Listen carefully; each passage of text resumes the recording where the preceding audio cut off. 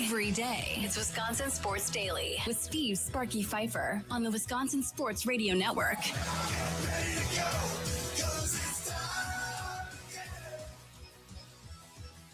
Here we go, a Thursday.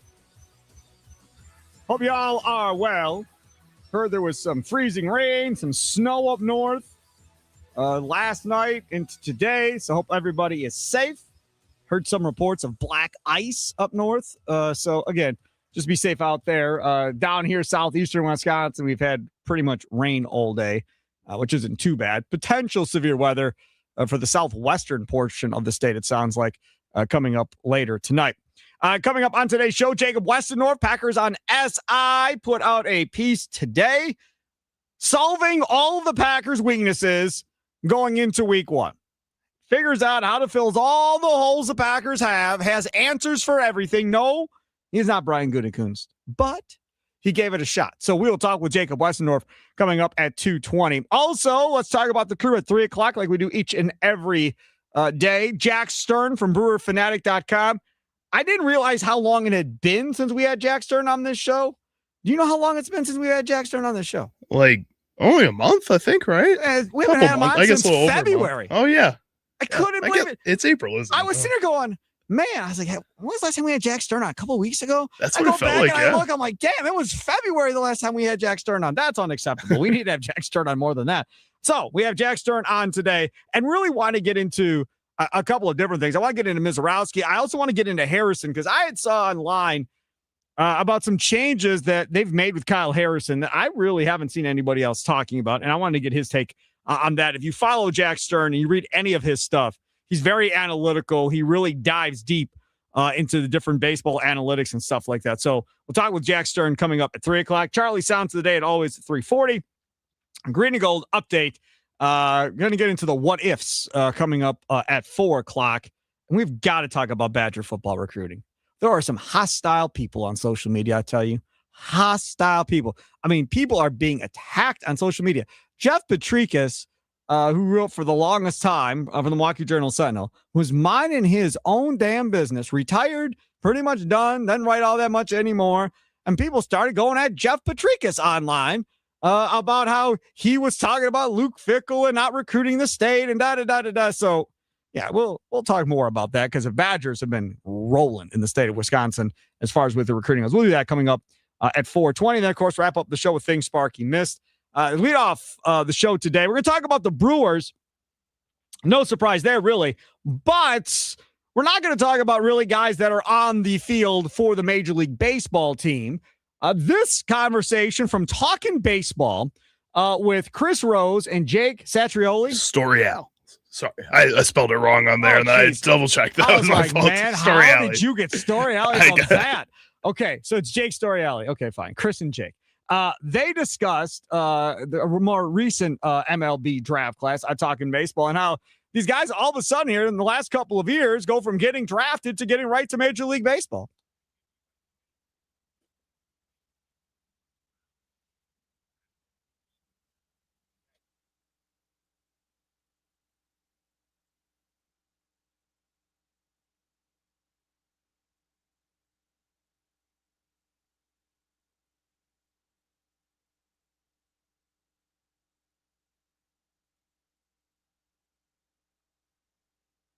Can we just stop here? Con Griffin's getting called up by the Pirates. That was 2024. It is 2026. This stuff is unheard of. And he's literally reading off one success story after another in the beginning of this draft, Charlie. He's not even done yet. There's a couple more names he's going to get to here. I'm listening to this. I'm like, oh, my God. It's just one after another. All right, here we go. Oh.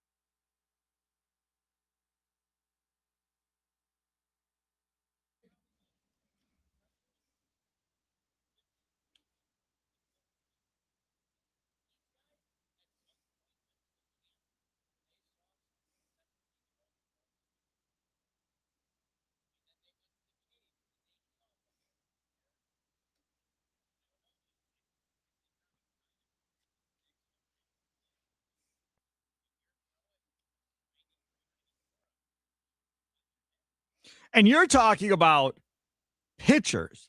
That's what he's talking about. But there are hitters in that deal. Jack Caglione was killing it. What he's saying is that the hitters are seeing the 100-mile-per-hour And pitches, hitting it. the 99-mile-per-hour pitches earlier in their careers when they're high Right. schoolers, and that's why they're so ready for it when they get to the major league level. The other thing is exit velocity for a lot of these guys. I mean, Andrew Fisher, who the Brewers drafted last year out of Tennessee, in 24, had 113 mile an hour max exit velocity in 2024. That's insane. Just nuts. Okay. So this is a kid coming from college at Tennessee and doing his thing. And Andrew Fisher has been doing the media rounds, but the Timber Rattlers put up part of an interview that they did with Andrew Fisher because they're putting up all their new guys up on social media so the fans can get to know the Timber Rattlers and so forth. Check this out from Andrew Fisher.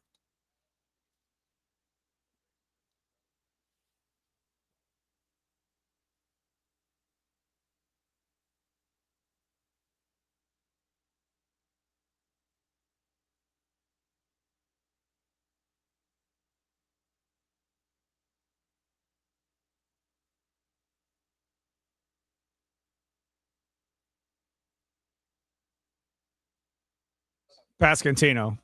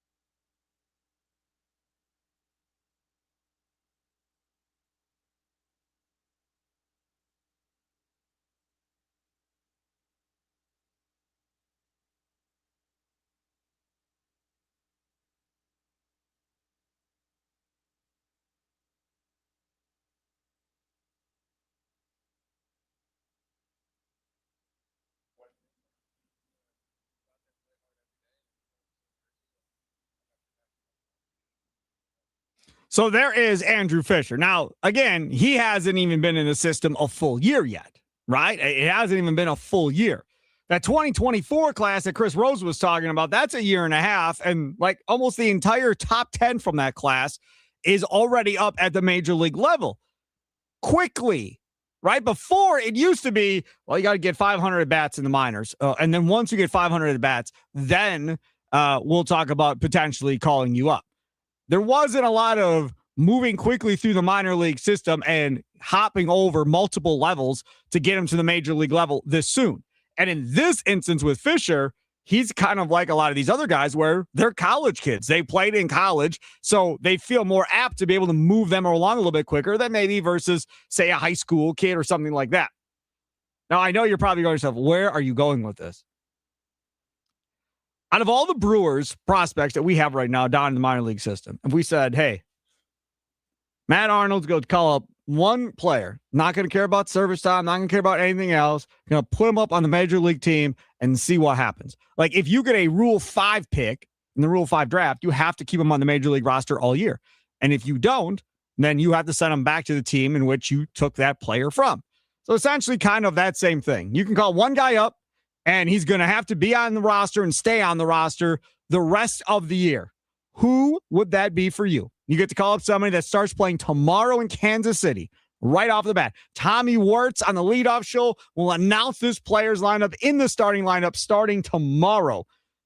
Who would that player be for you? Nicolay Law Talker text line 414-677-1250, 414-677-1250 on the socials at WI Sports Radio. You got a guy like Luis Lara, who is at AAA right now. He is 21 years old. He had his second homer of the year for Nashville yesterday. Now, that's normally not probably a big deal, right? 21, 2 homers. First of all, he's at Nashville, so he's like 4 to 5 years younger than everybody else in AAA. That's the first big deal. The second big deal is he's only had more than 2 home runs in the minors one other time in his career, and that was 4. And that was with the Timber Rattlers when he hit 4. He's got 2 in the first 5 games. Now, if all of a sudden he gets a little power surge here and can be 10, 15 home runs, something like that, you potentially could have another Sal Frelick on your hands because this guy's stealing like 30 to 40 bags a year because he's super fast and he's small, right? He's under 5'10". Shocker. And he's small and fast, like how the Brewers like him, but 21 at AAA. I mean, I don't know if I would say it's out of the realm of possibility that Luis Lara ends up on the major league team by the end of the year. I have no idea if he will or not, but if he plays really well, and if Garrett Mitchell struggles and Blake Lockridge can't figure out his way and so forth, and they're trying to figure out, what'd I say, Blake? Yeah, Blake Perkins and Brandon Lockridge. You know what old guy. But if that were to happen and Lara gets that opportunity at 21, again, back in the day, you don't hear of stuff. You don't hear of Jackson Chourio at 20 getting run in the system. That group of players that made that run previous with Doug Melvin, he made Prince Fielder go through every level. Hardy, Weeks, they all came through every level together, and they won championships as they came through every level. But they went through every level. Nobody was taking any of those guys and going, we're just going to skip over 2 levels and put you into the pros. Like, that just wasn't a thing. That was unheard of back then. And now it's becoming more of a thing. And the Brewers definitely are viewed, I think, as an aggressive organization when it comes to promoting younger guys quicker through the farm system than probably other major league organizations are. But is it crazy to say the guy I want is Andrew Fisher at third base tomorrow? Like, that's my guy. I love Madej, and he's probably the most talented guy of what they have in the system right now, and maybe in all of the minor league baseball, especially with Connor Griffin getting promoted. So he might be one here by the end of April, but he's starting at AA. They got Fisher starting at single A, which, come on, man. Like, I'm telling you, buy your tickets now because I can't imagine he's going to be at Appleton very long. But either way, and their first game is tomorrow. Yep. So from that perspective, third base is a weak spot still and yet. David Hamilton has not been that guy. Rengifo, you want to say it's bad luck, whatever. He hasn't been that guy at third base. They're going to need a third baseman. Meanwhile, you got Cooper Pratt, who, since all of this rumor talk about signing a contract has popped up, has not played the last 2 games for the Nashville Sounds. So I don't know if they're potentially going to bring him up once this deal gets signed. They're not playing him so he doesn't get hurt, or what the deal is. But the Brewers still haven't announced that Cooper Pratt reported extension for around $50 or $51 million. That's still not been reported by the Brewers as officially a done deal from a press release standpoint into my inbox email. Which one would you want to see get called up for tomorrow's game, Charlie? I think Andrew Fisher, in my mind, is the easy answer. I've been saying that almost since he's gotten drafted. There's like a couple months after that point where I said, look at guys like Nolan Shanuel getting called up immediately by the Angels and some of these other players when he was drafted in 2023, that you deserve that opportunity if you've had that kind of experience before you've gotten to the major league level, before you got to the minor league level. And I think college ball does that. I think there's really 2 factors in my mind that are accelerating a lot of these players getting to the league. I think one right away is the fact that the Dodgers and all these other big market teams decided that they can spend way more when they used to play in the same kind of revenue territory, or at least pretend like they played in the same kind of revenue territory as the Brewers. So it gave the Brewers more time to develop these guys. But now teams like the Brewers and teams like the Washington Nationals come to mind. They're willing to bring up some of these young international players a lot earlier. Rafael Devers and Juan Soto both started their professional careers at 20 and 19 respectively. Then you have Jackson Chourio come up for this Brewers team, and you're seeing that across the league, just a lot of teams giving these young international players the chances. Roki Sasaki for the Dodgers came in and is immediately in their rotation despite not being at the minor league level at all for that team. So a lot of these teams that don't compete the same way with financials need to find other ways to compete by bringing these young players up and trying to succeed as quickly as possible. So also because of that, I'd really just want to see Jesus Madej just come to the major league level. You know what? At this point, man. I was thinking about this with Madej. This Pratt deal, I think it screwed him. I think so. Because you would have to imagine next year, or maybe this year at some point, Pratt is the shortstop. So then that means third base is next. And I understand Madej is playing third base too. I think Fisher's going to jump right past him. And Wilkins still sitting at AAA right now. Correct. But I think next year, I'd been saying Madej and Fisher.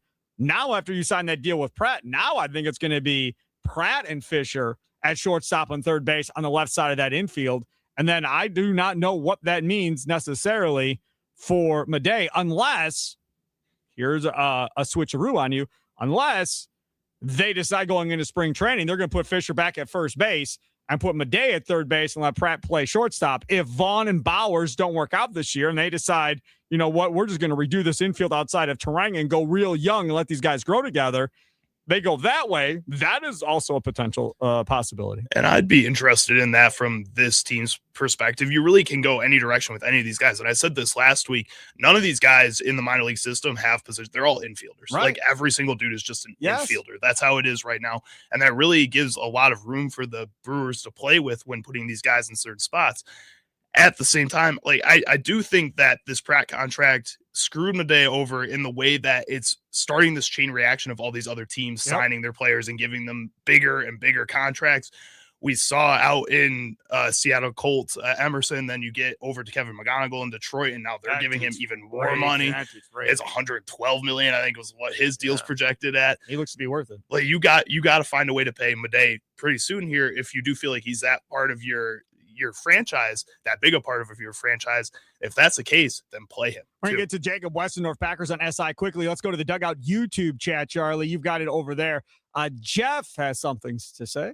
Steve and Charlie, great show. Steve, I was thinking exactly what you said. Third base is still a glaring weakness today for me. Bring the young guy up to play third. Give me Fisher, Pratt, or Wilkin. Yeah.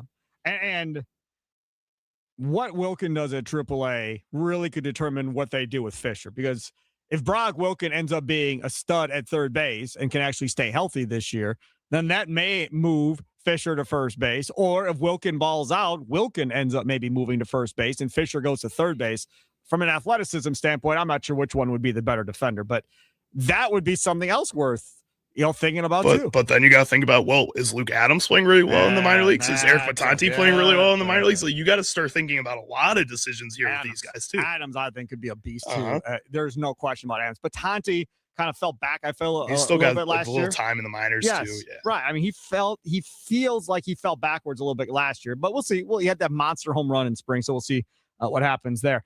Coming up next, Jacob Westendorf, Packers on SI. He has solved all the Packers' weaknesses and issues this offseason. He knows what they're going to do going forward, or he has an idea of what they should do going forward. We'll talk to him next when he says the official dunks of March Madness, which means you get the iconic chocolate Frosty paired with fries. It's the perfect opportunity to dunk crispy, salty fries into a decadent chocolate Frosty. It gets even better because when you order from the official Dunks menu, you'll automatically be entered for a chance to win a variety of prizes during March Madness. Order from the official Dunks menu today. Download the Wendy's app for the official Dunks menu for a chance to win big this March Madness. It's Wisconsin Sports Daily, live from Wisconsin Sports Radio Network studios, powered by the Potawatomi Sportsbook. Sparky here.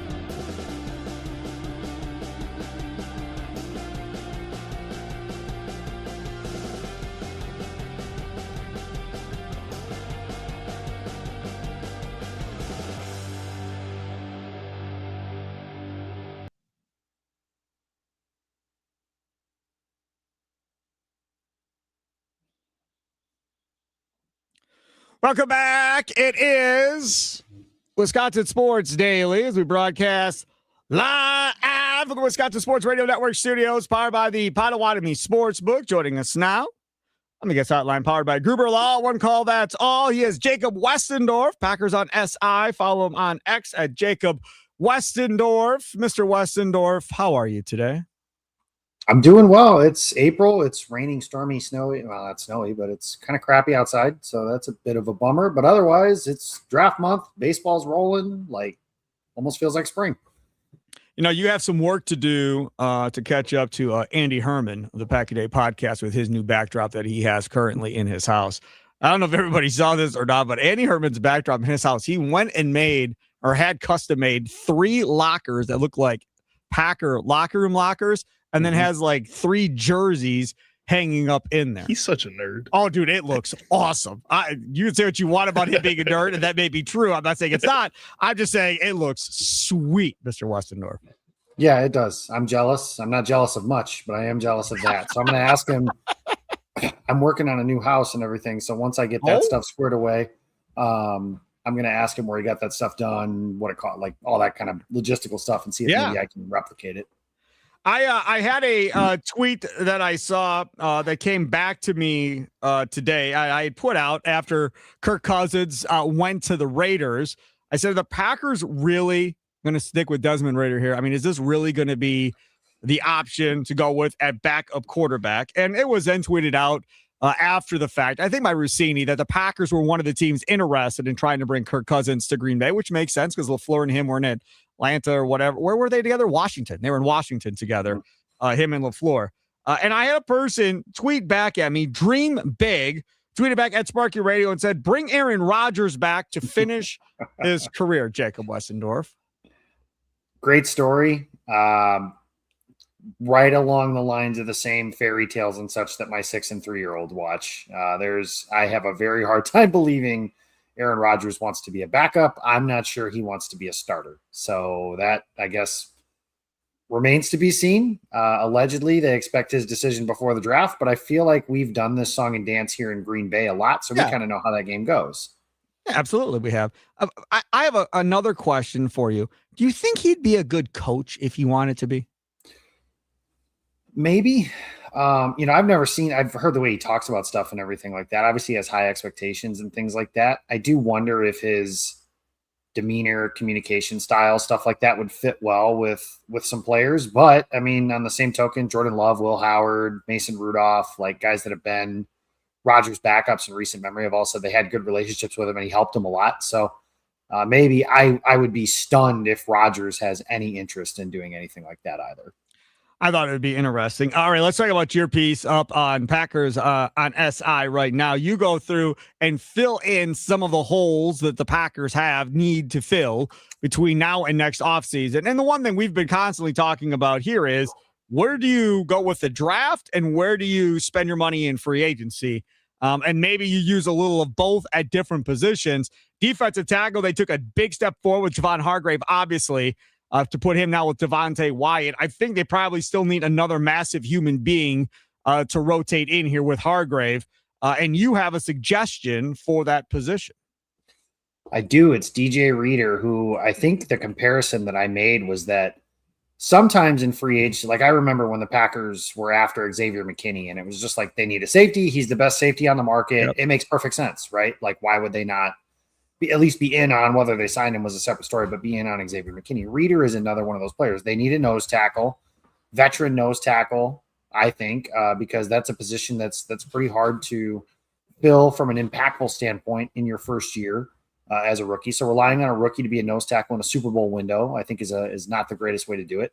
If this were 2023 and it's Jordan Love's first season at the helm, then yeah, maybe you're okay with a rookie and doing that kind of stuff, but it's not. You've traded for Micah Parsons, you pushed all your chips to the center table, stuff like that. DJ Reader is somebody who's filled that role. Again, it's not the perfect fit because he is an older player, could be aging, something like that. I think this is a guy that you can bring in as a veteran. And if the guys behind him, whether that's Nazir Stackhouse and Jonathan Ford, the guys that are probably starting at that position if there was a game tomorrow, or if you draft somebody And if those guys end up beating him out, then you have no problem cutting a guy like that either. So I think that that's something that is worth looking into, though. But I do think that defensive tackle, when you talk about one or the other, the answer to these guys should be both.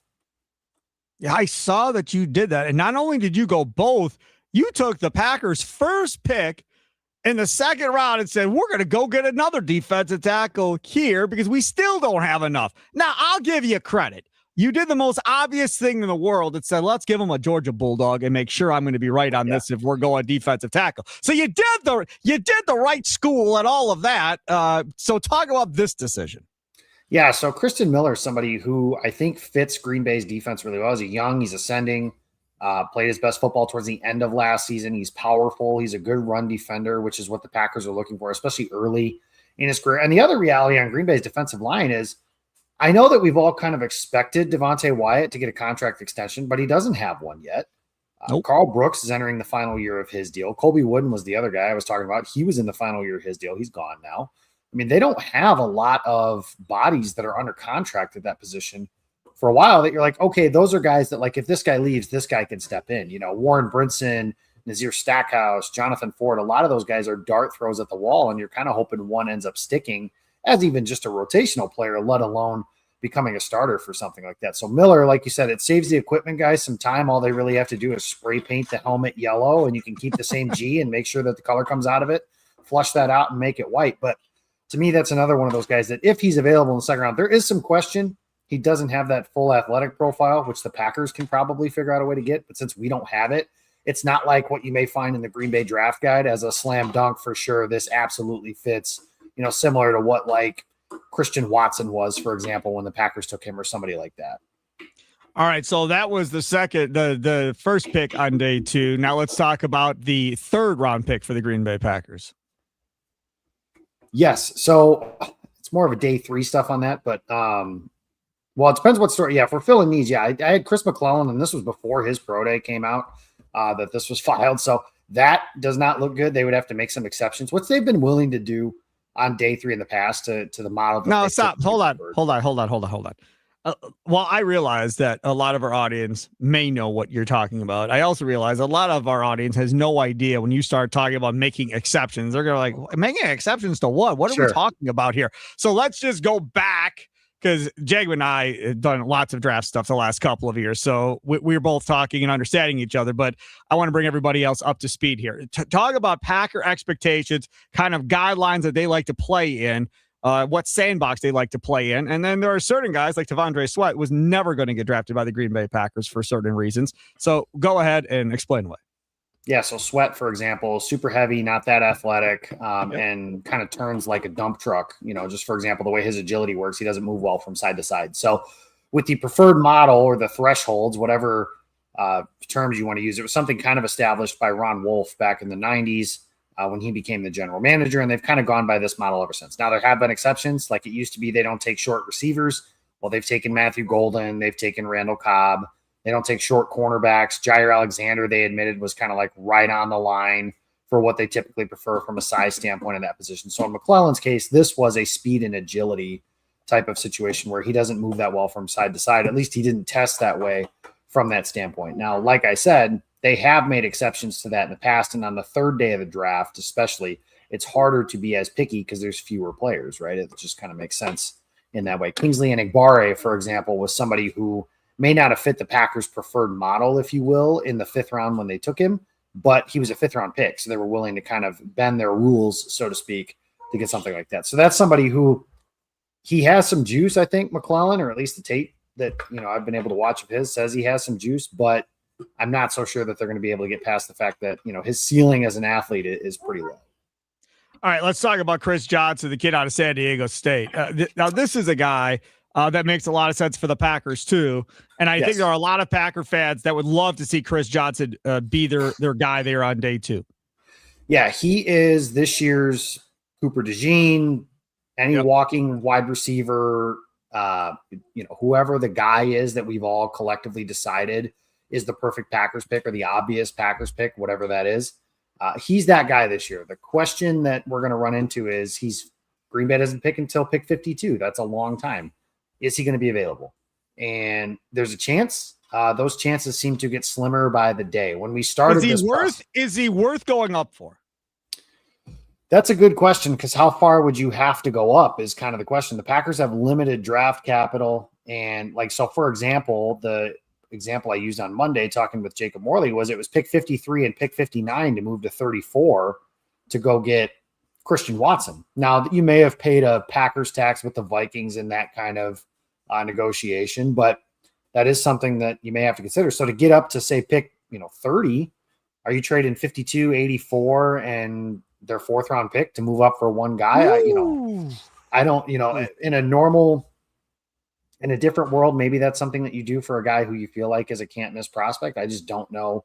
Even if Johnson is like a perfect fit for this Green Bay team, I could see them moving if he's available at like 45, 46, 47, right, making a small move like that to move up. But with the limited amount of capital that they have this year, I think they're way more likely to move down in any of the rounds than they are to move up at any point.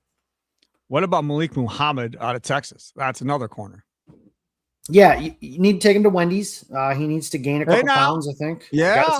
We got to get him a Frosty and some fries and Baconator. Yeah. But once you do that, he showed up at his pro day at 190 pounds. The concern with him going into his pro day was that he was only listed as 182 pounds. And the Packers have typically liked their corners to be a little bit more dense, heavier, have some size to them on something like that. So with him weighing 190 now and being 6 feet tall, he's kind of, again, right on that line of something like that. But from a coverage standpoint, he's sticky in coverage, has some ball skills, had a couple of picks last year. In the Packers, their cornerback room, they had 2 total. So that's something they certainly need to add to their roster. But yeah, if they think if he weighs enough, to kind of fit their preference, then that's somebody that I think that could be a really good pick for them in the 3rd round. Talking with Jacob Westendorf, Packers on SI. Go check out that great stuff. Follow him on X at Jacob Westendorf. I'm going to get away from the draft because you have several more college guys there that we could talk about, but I don't have a ton of time. I want to get to the 2 free agents that you suggested as well, one of which, a former Badger, local here, Wisconsin Luther kid, Kevin Zeitler, offensive lineman, been around a minute now. How do you see Zeitler fitting into what the Packers would want to do? Yeah, so I think from left tackle to right tackle, we feel pretty good about projecting Green Bay's starting 5 on the offensive line, right? It's Jordan Morgan and then Aaron Banks and Sean Ryan and then Anthony Belton at right guard with Zach Tom at right tackle. The point that I've kind of made over the last couple of weeks is there's no reason, in my opinion, that Anthony Belton should just be penciled in as a surefire starter at that position. And if Kevin Zeitler is somebody who wanted to come back to Wisconsin, his home area, and play for the Packers, he's a veteran guard, and he's somebody who, if Anthony Belton wins that job over Zeitler, you feel okay about that because, great, the veteran, Zeitler's a little bit older anyways. He can mentor the offensive line, or they can release him, or, whatever it is at the end of camp. And you're better off because the younger player, the less expensive player, most likely, has made his way into the starting lineup and proven his mettle. That iron sharpens iron kind of theory when it comes to competition. If he doesn't, though, then Zeitler is somebody who he's played a lot of good football over the years. He's rock solid as a veteran guard. And to me, I think there's something to be said about the fact he's played in Tennessee and Cleveland in his career. Not a whole lot of winning going on in those places. So he could be somebody who's hungry to kind of chase a championship, come to Green Bay, solidify that guard spot. Because listen, when Jordan Love is protected, he's lights out. Last year, he was the best quarterback in the NFL when he was from a clean pocket.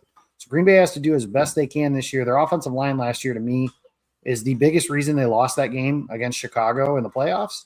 And they need to figure out a way to fix some of that stuff. I just don't – I don't think they're going to do this. But if I were them, having a veteran offensive lineman to push Anthony Belton, I don't think that's a bad thing to have on your roster at all. And the more depth you can have – you saw it last year, right? Green Bay played in the first 4 weeks of the season like 8 different guys and 10 different combinations or something crazy like that. I agree with you on Zeitler. I think that would be a marvelous move, especially if he's willing to take a hometown discount type deal to come back and chase a ring. See that all the time in the NBA, guys taking less money to go ring chase. And so if Zeitler's willing to do something like that, that would be great. They have, 23 million, something like that. They're going to have more than that once you get to the post-June 1st thing. The other guy that you brought up is a guy that's hurt all the time, but when healthy could still be pretty good, and Joey Bosa. Yeah, so the idea that I've kind of had since the offseason started was trying to figure out who is that defensive end who hasn't won a title, he's hungry and chasing a championship, and is okay with being a secondary role type of player. So the example that I've kind of been drawing off of for that is in 2017 when the Eagles beat the Patriots in the Super Bowl. That was Chris Long. Chris Long came in obvious passing situations, but wasn't a quote unquote starter. Joey Bosa is somebody who could start now while Micah Parsons is rehabbing and trying to find his way back on the field across from Lucas Van Ness. And then Van Ness is obviously going to start across from Parsons when he gets back. And then when Parsons gets back, Bosa can become that, then you run out of 4 of Micah Parsons, Joey Bosa, Lucas Van Ness, and Devontae Wyatt trying to get after opposing quarterbacks. And again, Bosa is somebody who has a reputation as somebody with a high motor. After hearing Parsons' comments about race me to the quarterback and all those things, and then some of the questions, fair or unfair, about Rashawn Gary before and after he was traded, I just think he's somebody that from a culture standpoint on that end of things, he would fit in pretty well. But you could add in, there's a lot of these guys this year in the offseason. The poster child for me was Khalil Mack when the offseason started. Obviously, he got a deal before anybody could even make him an offer. So I think that type of player, though, somebody who is a productive pass rusher, his job is going to be to come in and scream off the edge and hit the quarterback, and somebody who's kind of had a pedigree and production of doing that in the past. So Bosa is somebody that I think could certainly be a player like that, and there are others as well. He is Jacob Westendorf. Go check out this article. There are so many names and so much research done by Jacob Westendorf as to why a lot of these players are fits for the Green Bay Packers. I think you'll truly enjoy it and probably get educated a little bit too, because not everybody has all the time in the world to watch all these guys. Jacob Westendorf, Packers on SI. Follow him on X at Jacob Westendorf. And on the way out, I want to make sure you promote your draft guide. Yeah, I just filed a bunch of stuff, defensive tackles, defensive ends, linebackers. We got all kinds of stuff, though. 225 profiles last year. If you guys bought a guide when everything was in Green Bay, there was a boatload of commercials and stuff on this very platform that you guys were nice enough to do for us. So we had them all, and we had Matthew Golden, for example, as a very, very high fit. The only question we had was whether or not the size was going to be something that was there. But Ross Uglum, Jacob Morley, myself, we all write features on that. Some are draft related, some are not. And even if you're not a Packers fan, if you are, I'm not sure why you aren't. I'm not sure why you're listening to the show. But hey, happy to have you here. But if you aren't, there's still information in there that is worthwhile for you guys to get to know everybody, because we have guys from rounds 1 to 7. And if there was a year where as a Packers fan, you certainly need that draft guide, it's this year, because Green Bay doesn't have a first round pick. Yeah, I mean, even if you're a Bears fan, Vikings fan, Lions fan, Dolphins fan, Raiders fan, whatever the case may be, because there's people move here from all over the country that are fans of everybody else, it's still going to be great to have just sitting next to you when your team makes a pick to see what these guys think of them. So definitely worth going and getting. How do people get that draft guide? Yeah, so I have to pin it to my Twitter profile, but you can go, I'll give him some pub, not that he needs any. At Jacob Morley, his pinned tweet, you can pre-order it there. It's going to be cheaper now than when it becomes launched, and we're setting a launch date here in the coming days. So in the next 7 to 10 days or so, it's going to go up in price. So get it cheaper while you can. If you're like me at all, you love a good bargain, right? What man or woman doesn't love a good bargain? So if you can get one, that's something you certainly want to do. Go do that today. Thank you so much for coming on. I appreciate it. Appreciate you guys. Thank you. There he goes, Jacob Westendorf, Packers on SI. Follow him on X at Jacob Westendorf. And a great place to watch the draft. Obviously, great place to watch college hoops coming up this weekend. Great place to watch baseball or pro hoops or hockey, UFC fight nights, all there at the Potawatomi Sportsbook, 2,000 square foot screen, up to 30 sporting events at one time shown. Got the Potawatomi Sportsbook kitchen, full menu, I said. Full menu. Homemade pastries and desserts. John Kuhn has like 100 items on that menu. You can just pick. All delicious. Just give me all the John Kuhn things, and you'll be full for days. So you can take advantage of that. And 48 beers on tap, dozen different specialty cocktails. And I always say, reserve your seat ahead of time. Yes, they have 2 levels of seating, and yes, they have all different variations of seating. But I'm telling you, that place gets busy fast. Go to Potawatomi.com to do that. Again, Potawatomi.com. Plus, right now, details on the Brewers shuttles to and from Brewer games as well that leave there at the Potawatomi Casino Hotel for every Brewers game. Go to Potawatomi.com. Must be 21 to enter the casino. It's Wisconsin Sports Daily, live from Wisconsin Sports Radio Network studios, powered by the Potawatomi Sportsbook. I saw a post on X earlier today from Joe Shad, who I enjoy tremendously, and he went over all the things that Major League Baseball has done here recently to improve the game of baseball and was kind of giving them a round of applause. And I'd like to do the same coming up.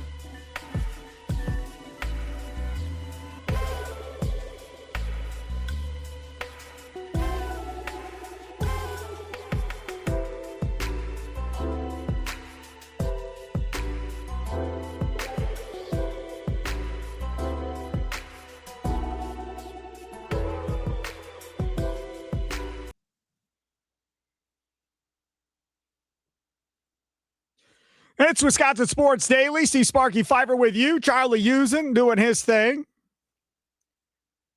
No Brewers tonight. No world are we going to watch? There's nothing. I don't know. You're probably just going to sit on the couch, twiddle your thumbs. I don't think you watch anything but sports. I watch a lot of sports. Yes, that's it. True. Hey, can I just make a quick shout out here? Sure.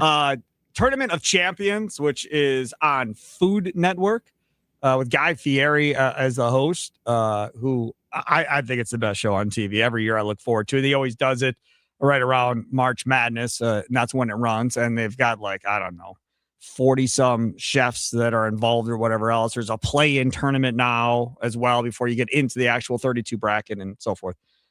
Dan Jacobs, who is a highly renowned chef out of Milwaukee, keeps advancing in this thing. Now, this thing was recorded a while back, so this is not live. So obviously Dan Jacobs knows how far he goes, but nobody else knows how far Dan Jacobs goes. So I think he will be on the next episode coming up this weekend. If anybody is interested in rooting him on, he has been outstanding to this point. I joked with Charlie, I'm like, man, we got to get him on. And you said what? Why not? Go for it. You have random people on all the time. That's correct. So I'm waiting to see how far he goes. And we had that one guy that just owned a bar, was at the bar, or he was the special guest at the bar that John Taffer was. Correct. Yeah, I do remember. Correct. Yeah, he was the old morning show host here in Milwaukee at Kiss FM. And now he's hosting a morning music morning show in Houston. And John Tafford from Bar Rescue did a bar rescue at one of the bars. And this buddy of mine who used to work here got to be the person that got to go in and taste the horrible food and the horrible drinks initially, and then got to go back when it was all finished. So he was on camera the whole time. It wasn't just like a person in the back of the bar. Like he got to talk to Tafford, be a part of what they wanted to do. I thought it was very, very interesting myself. Charlie was like, I cannot believe we're doing this. I love Bar Rescue, so I was excited about that one. I don't know much about Tournament of Champions, so maybe I need to educate myself. I have so many questions because I've watched it since year one because it's on every year. So yeah, we may have to get Dan Jacobs on at some point. Maybe he listens to the show and it'll be that counts as like a competition and an athletic feat. They're sweating and stuff when they're cooking. Yeah, man, you got like 30, 35 minutes. These dudes are just dripping with sweat by the time it's done, guys and girls. And you realize a man has never won Tournament of Champions yet?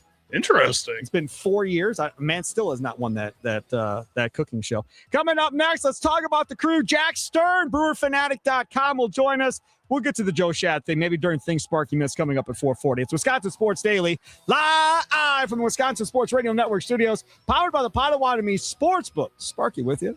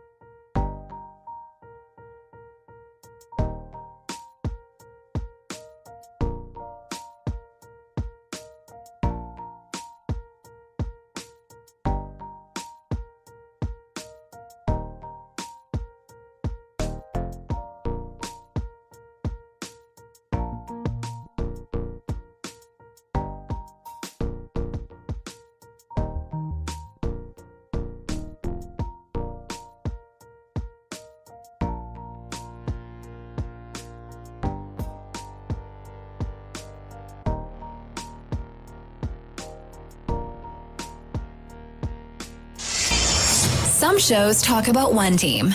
Other shows barely talk sports. This show will talk Packers, Brewers, and Bucks. Every day. It's Wisconsin Sports Daily with Steve Sparky Pfeiffer on the Wisconsin Sports Radio Network.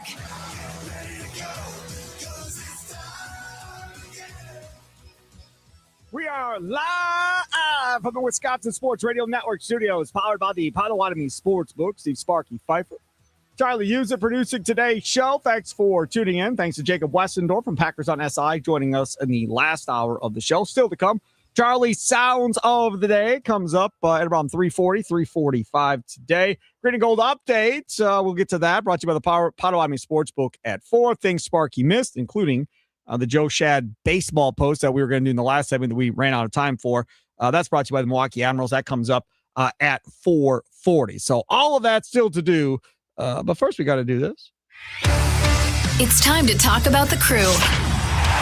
It's Wisconsin Sports Daily on the Wisconsin Sports Radio Network.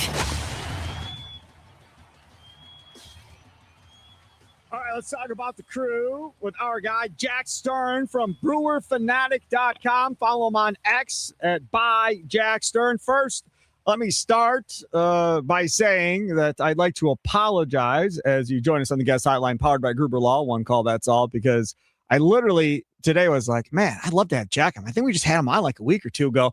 And then I look and I'm like, oh my God, it's been since February. So I'd like to apologize for abandoning you for over a month and not having you on the show. That's our fault. We made a mistake. That's okay. I kind of took the time away to do a little bit of soul searching, kind of found myself a little bit, and now I'm ready to be back. Okay, good, because I've got hard-hitting questions. So I don't know if you follow Thomas Nestico, TJ Stats on X or not, but he does a really good job breaking down pitching in general. And after Kyle Harrison's last start for the Brewers, he said the newly acquired southpaw has altered his arsenal, raising his arm slot. Have you noticed the arm slot being raised? Was that discussed in spring training? What can you add to that? So that's not something that I've really seen. And Thomas Nestico does a lot of great work. He does a really good job of making a lot of those complex pitching metrics a little more accessible for people. But one of the things that I have noticed is that the arm slot stuff that he puts into some of his graphics, for whatever reason, it doesn't always quite line up with the StatCast measurements that we actually see on the StatCast website. Okay. Case in point, last year when Brandon Woodruff was on his rehab assignment, some of his graphics that he was putting out from some of those rehab starts, it said that Woodruff had a higher arm slot, and then he got back to the big leagues and we started getting the big league tracking and the actual information directly from StatCast, and his arm slot was exactly the same as it was before. So nothing really jumped out to me eye test wise, and nothing to the point where I felt the need to go in and check if there was anything different. So I would kind of wait and see a little bit. It's early in the year, see how it looks in the next start. But without looking super closely at it yet, nothing has jumped out to me. Again, he does a really good job with a lot of the stuff that he puts out there, but that probably is the one where I'm a little bit more like, okay, we need to maybe check a different source or get another outing to kind of see how it looks. The other part of this too is usually when you raise your arm slot, the way your stuff moves is going to change a little bit. Yep. There hasn't really been a big change there directly from an arm slot change. So he says in this post, the height and release has caused his fastball to have a lot more ride, which plays very well off of his revamped lower spin changeup. Yeah, it's again, like I looked at the numbers and I didn't really see a huge shift there. So I'm not 100% sure what he's looking at. So we think he's pretty much, so do we think he's pretty much the same guy as he was in Boston, as he was in San Francisco, that the Brewers staff themselves maybe didn't really do much with him one way or the other? So they did some stuff with him. He's got a different changeup that he worked on over the offseason. That wasn't really something they did, but they've changed the delivery a little bit. Chris Hook said they're leaning into the fastball a little more. They got rid of the cutter that he was throwing late last year. So they've made a couple of changes.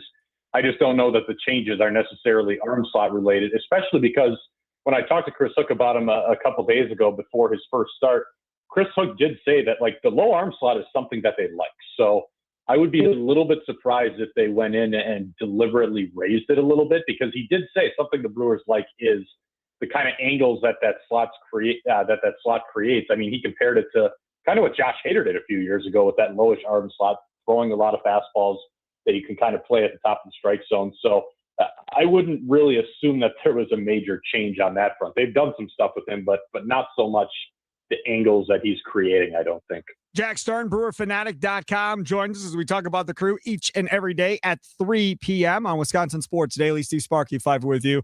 Let's move on. Let's talk about Jacob Mizorowski and what we've seen from him. I said yesterday after Buckner got hit by that foul ball in the mask, I was like, dude, this has got him all messed up now. And then eventually, Chris Hook came out there in, what was it, the 4th inning or whatever else. And then all of a sudden, he got like a 7 or 8 pitch out or whatever it was as we were watching and started to figure it out. And then after the game, everybody pretty much copped to it being an issue. And Mizorowski was saying that he wasn't saying so many pleasantries to himself in the dugout between innings because he was mad that he got all screwed up. But that is not something that you can really plan for per se. My only thing on it was on the air. I mean, you coach baseball too, maybe not Major League Baseball, but you coach baseball at a high level. My thing was maybe you just have them keep throwing on the side while they're waiting this out. I thought it was like 10 or 15 minutes, and they were all saying after the game that it was more like 20 minutes that he was waiting to pitch. I was a little bit surprised that there wasn't more going on in the moment to kind of keep him loose, moving around. Yes. Yeah. Contreras tossed the ball.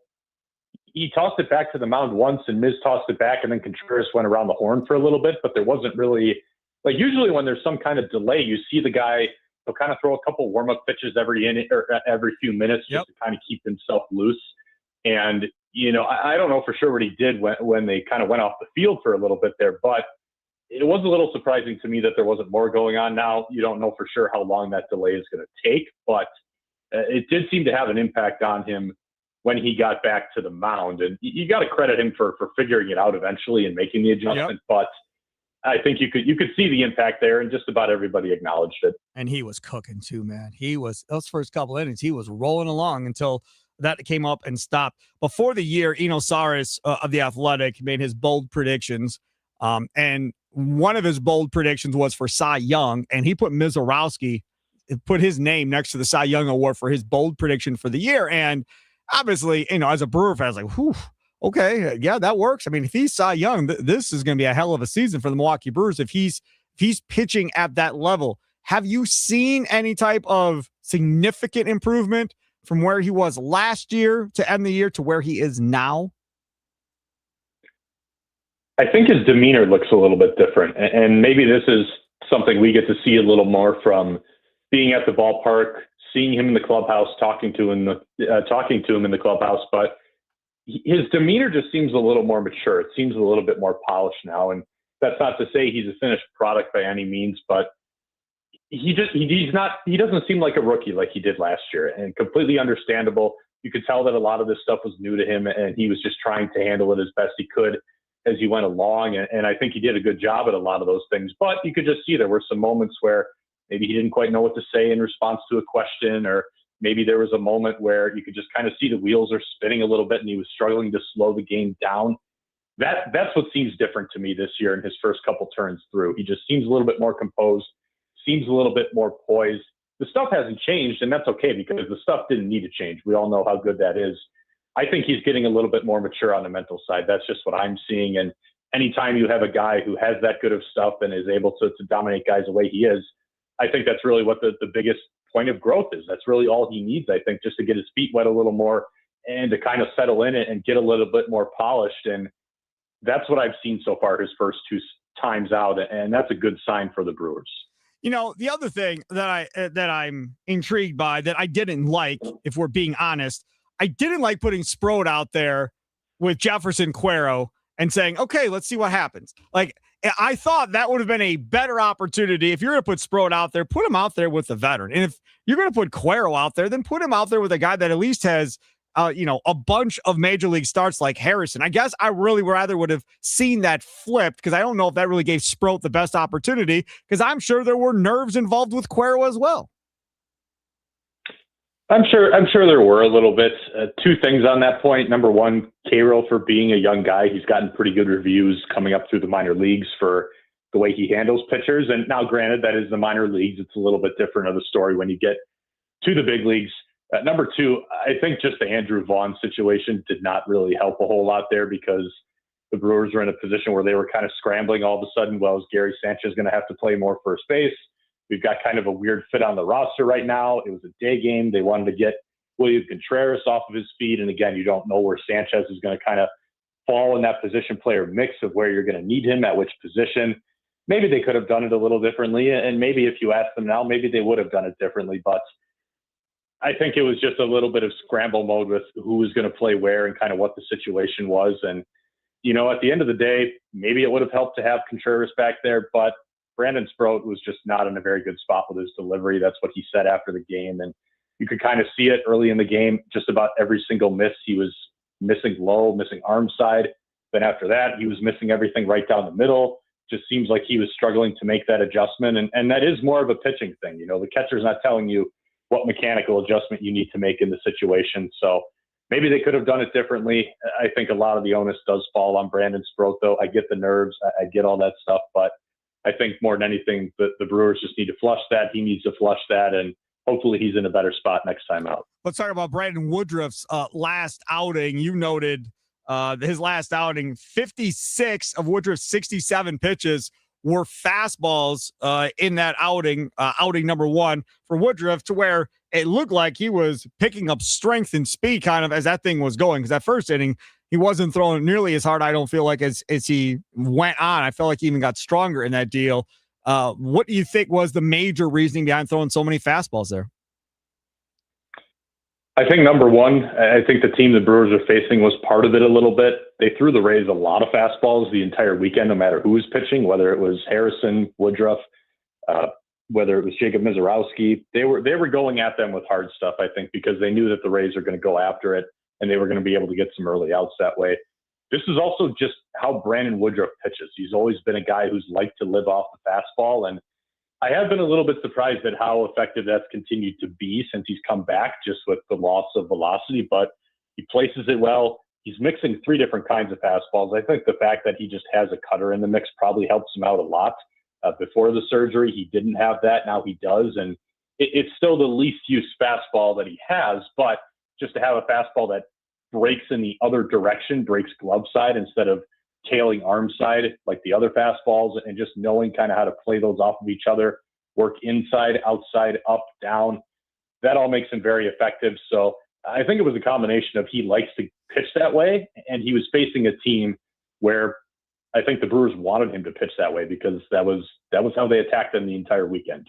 You have Gasser down there in Nashville. You have Logan Henderson, who just threw 3 innings and had 5 strikeouts of scoreless ball for Nashville as well. Sproat obviously is probably the first one that people will talk about potentially, losing his gig.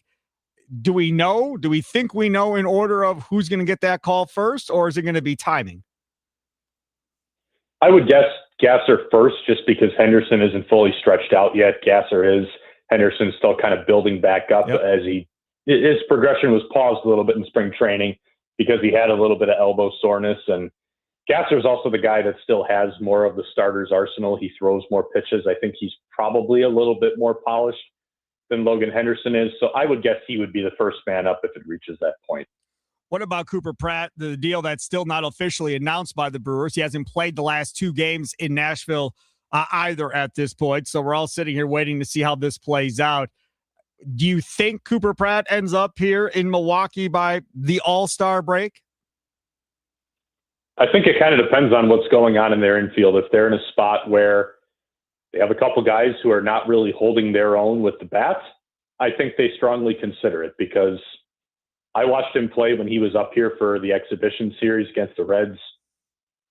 He looks like a ball player, and that's not a phrase I throw around a whole lot. I don't always like that phrase, but I think the way he conducts himself, the way that he moves around on the baseball field, the kind of defense that he plays, I don't know if the bat is going to be great in the big leagues right now, but he's such a good defender, and I think he just has a good awareness for the game that would help him hold his own. I think a lot of it just comes down to where the production is right now, because I don't know that this extension necessarily fast tracks into the big leagues if they feel good about where they're at. But I would guess we're going to see him at some point in the second half here. What do you take of the Matos deal, getting him from the Giants? Obviously, I think that speaks to the end of Blake Perkins, probably. Yeah, if everybody's healthy, I think Perk is probably the first guy who goes back down just because he has options. Matos doesn't. The Brewers kind of have a track record of just taking chances on guys who used to have a pretty good prospect pedigree, and Matos fits that. He's still only 24, a guy who knows Jackson Chourio pretty well, so it seems like there might be a pretty easy fit in the clubhouse as well. I don't know how much they're going to get out of him. I think at the very least, he's just kind of he's a roster filler while they have some guys dealing with injuries. Maybe they catch lightning in a bottle and he turns into a little more than that. If he doesn't, all you gave up for him was cash. I've seen the prospect reports on him. I don't know that the way that he's played over the last couple of years really reflects that. He's been too aggressive, I think, at the plate. The defense has not been great. The speed has been average. But this is a guy who prospect evaluators thought he had a lot of tools, and the Brewers like toolsy guys. So, like I said, I think first and foremost, this gives you a warm body to kind of help you out for now. If he turns into more than that, great. If he doesn't, it's not really a lost cause at all. It's just a move that kind of helped you get by for now. He is Jack Stern, brewerfanatic.com. Go check out his great piece on Joey Ortiz up on that website currently. And again, follow him on X at @JackStern. Jack, I promise it will not be as long in between visits. I promise. Okay, sounds good. Thank you, Sparky. Take care. Have a good Easter. There he goes. Jack Stern off into the day he goes. I seriously cannot believe it's been that long. He joined us on the guest hotline, powered by Gruber Law. One call. That's all. We've been getting a lot of different Brewers writers on. It's all right. No, I mean, I understand. Right. Well, I like Jack Stern. You know the funny thing about Jack Stern is, I think? What's that? So Jack Stern is a young cat, right? He's in his 20s. But when you listen to him talk, he sounds like he's in his 50s. I think that's, in my mind, how almost anybody that's like working in sports just ends up sounding at some point. Like, I feel like I probably sound older than 24. Yeah. Tommy probably sounds older than 25 to most people. No. You don't think? At all? I think it's just because you know us too, though. Like, if you were just listening to us, you would assume 24, 25. Does Tommy's maturity level on the radio make it seem like he's older than 25? Well, okay, he works with Mitch Thunder Nellis, and his maturity level on the radio isn't exactly always 50, so I don't know if you can really make that type of comparison. Fair point. You got me there. Coming up next, we're going to put you in Giannis's big old shoes and see what you would do. That's straight ahead. Wendy's really outdid themselves with these new biggie deals at $4, $6, and $8. The new biggie deals are bigger and biggier than ever. If you're feeling something snacky, you can get the $4 Biggie Bites. Feeling something medium, get yourself a $6 Biggie Bag with a Junior Bacon Cheeseburger. If you want to go full Biggie, you can get the $8 Biggie Bundle with your choice of 2 sandwiches, a small soft drink, and a Junior Fry. The choice is yours. For a pretty biggie deal, it's got to be Wendy's. It's Wisconsin Sports Daily, live from the Wisconsin Sports Radio Network studios, powered by the Potawatomi Sportsbook. Sparky here.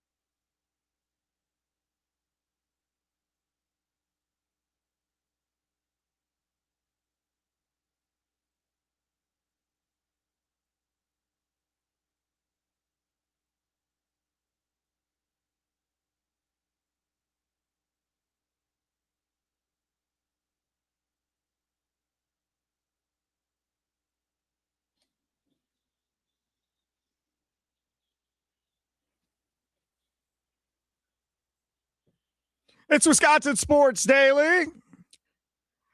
Sparky with you, Charlie using, producing. Wisconsin Sports wrap up from 5 until 6 today with a big old hunk of love. Tommy Wirtz.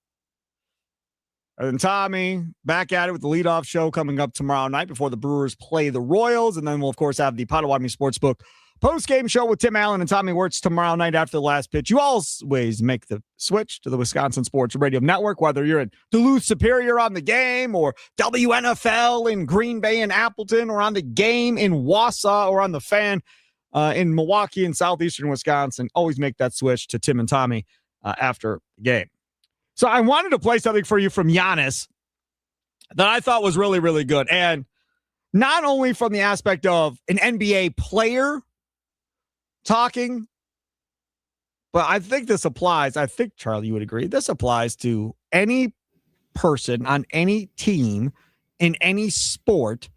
What he says in all of this, and it's post-up talk on NBC with Austin Rivers. What he says in this little thing here applies to all age levels, whether you're an adult playing beer league softball or whether you're, in pee-wee football, whatever the case may be. This applies to everybody, his thinking on how everybody should be and being a high character teammate. Well, and I think this applies to people in the workplace too, that work in a team too, to some degree, about being somebody who can be relied on, even if you're at the end of the bench. Correct. Absolutely correct.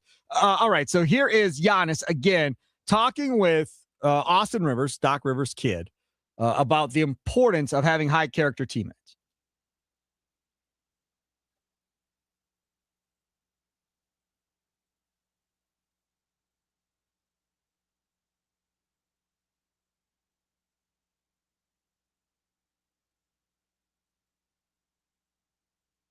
It's we and they, like it's separating the team, the guy at the end of the bench. So it's very, very important as a leader, as a coach, to the end of the bench, the 15th guy, the 12th guy has to be positive. Because if that guy is positive, it translates all the way to the front. You get what I'm saying? I think it's important. And I think in winning teams, everybody know the roles is clear. They know the roles. They know when they get the opportunity, they have to be ready, but also they don't disrupt the rhythm and the energy of the team. So these are the two red flags. When a guy pulls a young player or any player with him. Yeah. And the other one is when the guy that doesn't play, because it's going to be adjustment. Like last year in the playoffs, TP was starting, and then we took TP, took him to the bench, and then Kuzma was starting. I don't remember how he went on. Like we took Kuzma and TP off the starting lineup and put AJ and GT, I think. They could be, man, F that, man. Yeah, like, I'm the guy, like, I'm supposed to be playing. They didn't do that. Yeah. And that's what is you being over yourself and being a pro. And understand that there's a bigger picture here. I might not play this series, but I might be available the second series and help my team win. The year 2021, we won the championship. Bobby Portis, the guy that in game 6 scored 16 or 17 points for us against Brooklyn, did not play a second. Go watch the clip. We played Miami in the first round. Bryn Forbes, torch. Yeah, he was cooking. I remember that he was shooting the hell out the ball. Against Brooklyn, he didn't play. Couldn't. Donuts. It was a matchup thing. Just couldn't get on the court. Bobby Portis, donuts. Then Bobby Portis against Atlanta, game 5, 30 ball. Yes or no? So this is what good professional players do. They stay ready no matter what, and they understand the gravity of the team. They understand, like, this might not be my series, this might not be my night, but there's going to be so many other nights that I'm going to be able to affect this team and help this team win. So when you have players that, when it doesn't go their way, they pout, but they don't only pout within themselves. Yeah, it's like a cancer, though. It takes everything. You can pout. Like, you can go to the gym and pout and shoot 100 shots. Yeah. That's okay. Yeah.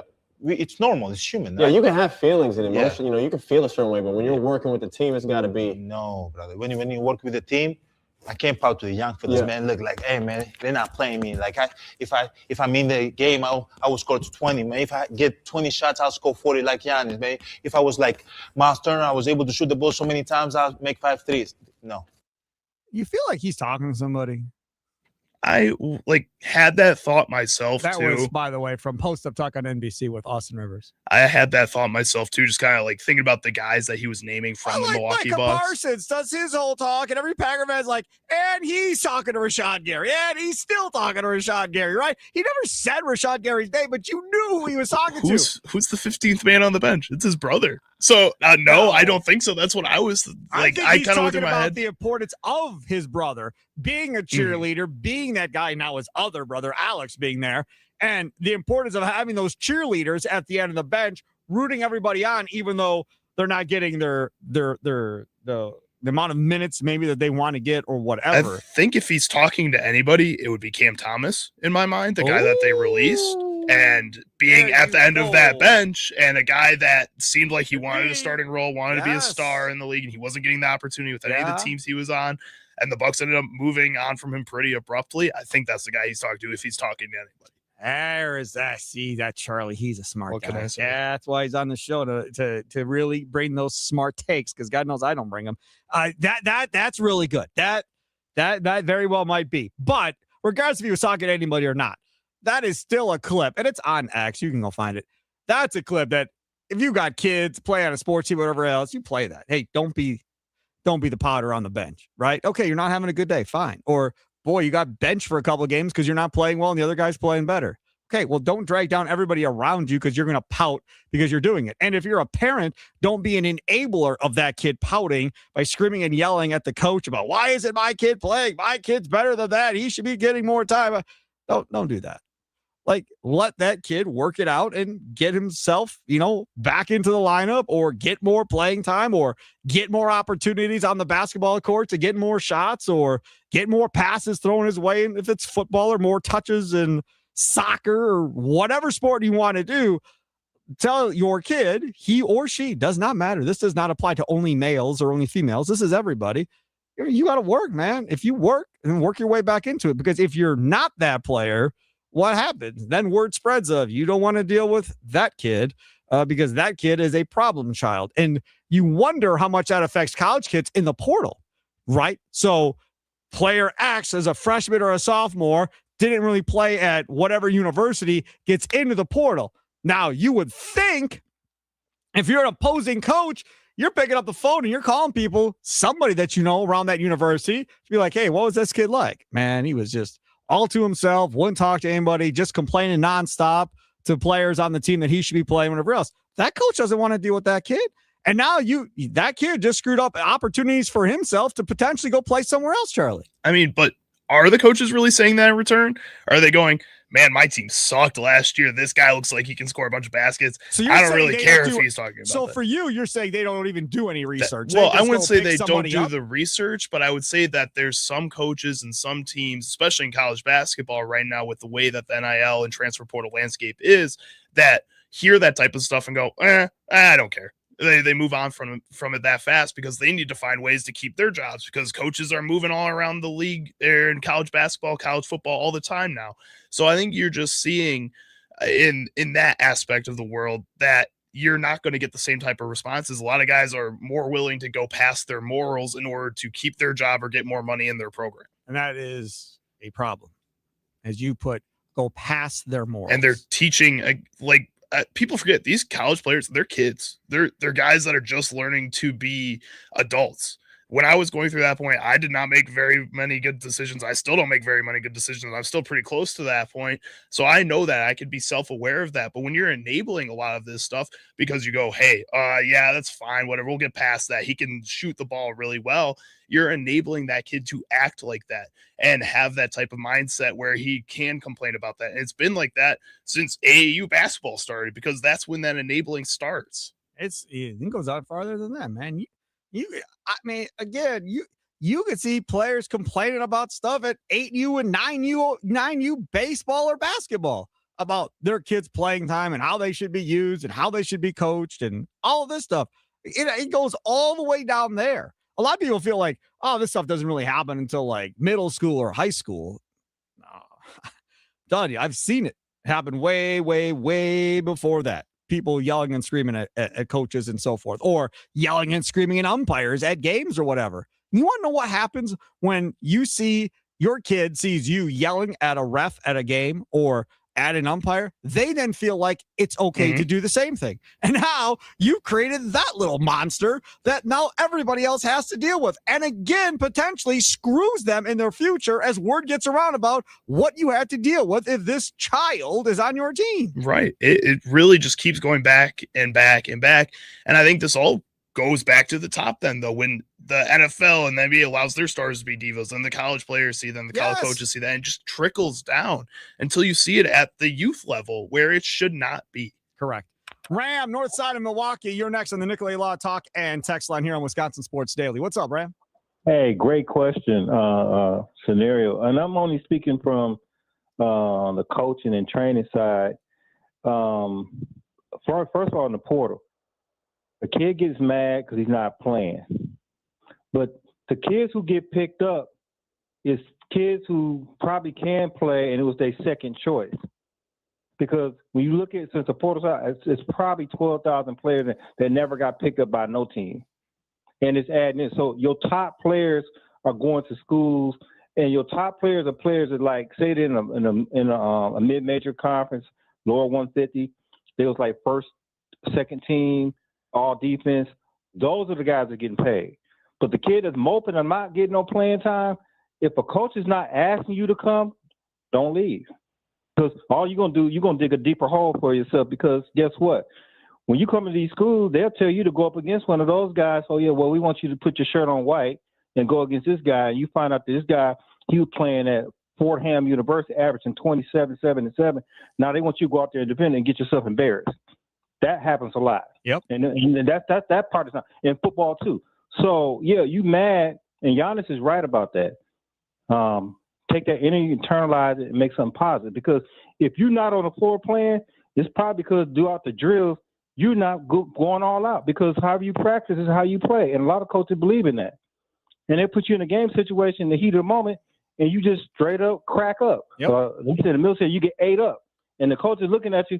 And you come out the game, and you probably don't even take your warm up off for the rest of the season. That's it. And the parents don't see that. And the last thing with parents is they come to a practice, they don't know how their child is at the practice, and if they come in and stand behind a window they don't see and see how he cutting up, and they put him against the first team, he can't handle it. I'm with you, Ram. That's a great point. Thanks for the call. Appreciate it.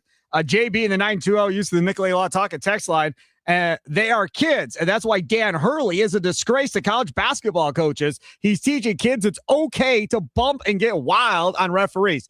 Did you see that referee who he bumped? Oh, it was fine. I don't even notice what happened. I didn't see anything. Nothing. What do you mean? No. And he went forehead to forehead with you, dude. I am telling you, John Kuhn was right on this. When John Kuhn said earlier in the week, I bet you those two are boys, and go to dinner or hang out outside of basketball, and that is why there was no tea or nothing happened, because they're boys. And see, people don't understand this. You have relationships between players and referees off the floor, between coaches and referees off the floor, between umps and managers, umps and players. When you're in the league 10, 15 years and you keep saying the same guy, and when they're on the road in Milwaukee, they go to the same places to eat dinner, they stay at the same hotel, and you form relationships. Like, it happens because, how's your kids? Oh, how's your kids? Oh, my kid's playing you. We should talk about that. You want to have a drink tonight? Yeah, sure. I'll meet you over there. We'll talk about our kids' 10U baseball teams. Right. I mean, it just happens, right? And then you get in game situations and stuff like that. That definitely happens. And I think sometimes fans would be mortified if they knew that there were actual personal relationships between refs and players, or umps and players, or whatever the case may be. Do you think it would be better or worse if after he goes forehead to forehead with him, because they're friends in this situation, like John Kuhn was talking about, Dan Hurley then daps him up and high fives him or something? Is that better or worse in this situation? Worse. The absolute worst thing that you could do is high five somebody. Like, that to me. Now you go. Do you think that's why he just kind of walked away, because he was almost about he was joking with the guy forehead to forehead if they're friends, and then was thinking about it and then walked away really fast? First of all, I don't think Dan Hurley knew what was going on in his body. Like, his he was jacket was body. down his one. Like, he was walking like he was immortal, and that nobody was going to take him out no matter what. Chest puffed out, looking around like I'm the baddest dude on planet Earth right now. He had no idea what the hell was going on. If I ask, if we're being honest, didn't do anything. Yeah, he had no idea what was going on. He probably watched oh damn, I did that. I don't remember doing that. that referee high fives Hurley, that's a bigger issue than this, I think, personally. You can't have referees high five and coach. I guess so. I just like big red the flag. way people like blew up this. Like again, if it is the case where they're friends and he goes 4-4, that seems like a joking type of thing. Then like he's just messing with the dude. But then like you do a little like handshake or something. Yeah, I can see why that would be a problem. People was like, oh, he's cheating. The ref was on his side the whole time. Yeah, exactly what fans would say. But also he could just say, no, we're just friends. Like it wouldn't be that can't be a thing. Even though it's like true, like you're saying, it's out there. People know this. It still wouldn't be okay. I agree with you. It shouldn't be. But I promise you, because of all these scandals in sports lately with gambling and cheating and everything else, and now you got a referee dabbing up a coach. But also, like as the ref, you got to be a basketball fan. You got to be like, that was awesome. And you better hope that there's not a huge free throw discrepancy in that game when you're dabbing up the guy who had 30 free throws. The other team had 2 as you walk off the court. Like, big problem. Especially with the tournament. I feel like there would be quite a few fans that have some money on the line that would not be happy seeing. Yes. Yeah. Run and hide for your life if you're that referee.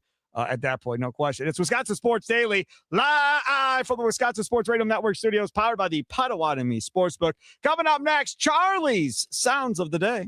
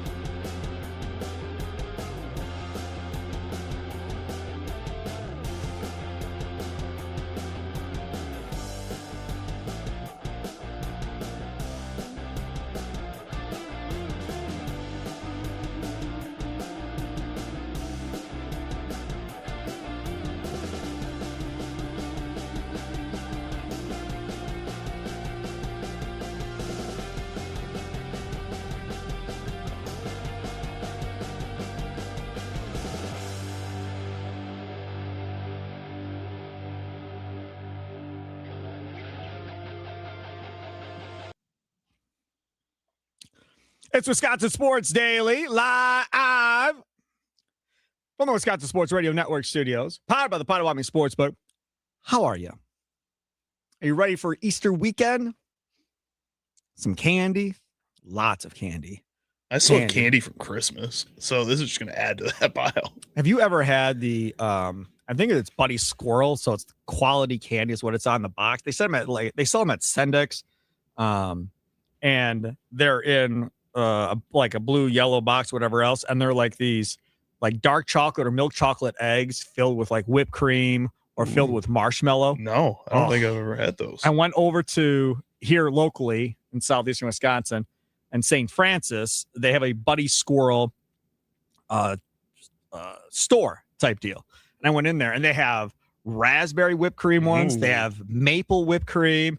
They have mint whipped cream. Whole deal. I went over there yesterday because going tomorrow now, and Kay's mom always does the same thing every year. She takes Easter baskets and hides them all over the house and then has these plastic eggs and she writes clues. So like we sit down to lunch or dinner, and if I have a green egg, then I open that up after dinner when it's my turn. We go by age, so I'm like last or damn near last. So I open it up, and then it gives me a clue of where the next egg is hidden in the house. Okay. And then you walk around trying to figure out the clue, and then that gets you another clue to another egg. And normally it's 3 eggs, and then the fourth one is where your basket is hid. That's fun. And then she puts these dark chocolate eggs with different fillings in all the baskets, and she can't get them where she lives, so I got them down here. That's really cool. Yeah, no, I've never had those. I'm not like big Easter like candy because usually it's the peanut butter filled bunnies. I like that, like the Reese's. I don't like marshmallows, so I don't like Peeps or anything like that. So usually it's like it's the peanut butter stuff that my mom just gives me. Yeah, I love chocolate and peanut butter all day long. 1, 2, 3. What sound clips will Chicago Charlie pick today for Sparky? Will Sparky become enraged? Will laughter ensue? It's time for Charlie's Sound of the Day. It's Wisconsin Sports Daily on the Wisconsin Sports Radio Network. All right, Charlie, where are we going first? Well, Sparky, you won't be here for Plead the Fifth with me tomorrow. Oh, yeah, right. So tomorrow I am off. So the franchise, Tim Allen, will be in tomorrow from 2 to 5. Plead the Fifth, brought to you by Havish Frontier at 420. Will still happen, even though I am not here. But I wanted to still kind of get you in the mood for that before you leave for your can't let me walk out of here happy, can you? You just cannot. You showed this clip to me, actually, and you brought it up. This is Bam Adebayo saying he's been guarded differently since scoring 83. This is on NBA on NBC. Yes, because people obviously going into stats and how I play, people notice like I didn't shoot that many threes. Think you're Wilt now. So they're like, man, I didn't know you shoot that many threes. So now, like, when I step on the court now, it's like, yeah, you have to guard me now. Because I can make 7 in a game. Shut up. Which sounds insane. Like I said, coming from somebody who wasn't, identified as a scorer. I can make 7 threes in a game. I can get to the foul line. The plays run through me.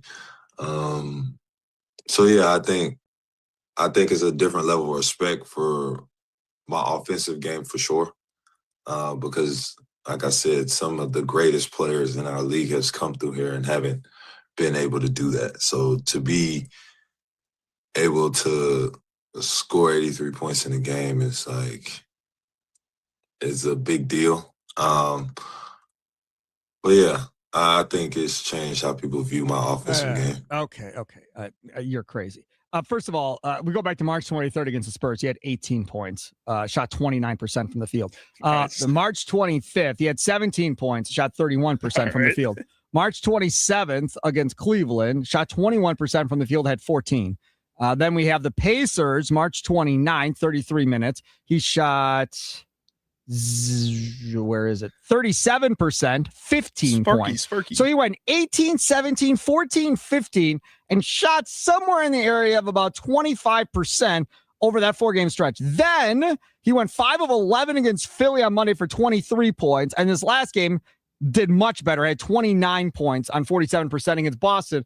but the game played 38 minutes. They lost that game 147 to 129. So really wasn't a lot of defense. People are guarding him differently, though, Sparky. That's the problem. He just hasn't adjusted to the new defense because teams are triple teaming him now all the time. Wilt Adebayo. That's right. That's what he is.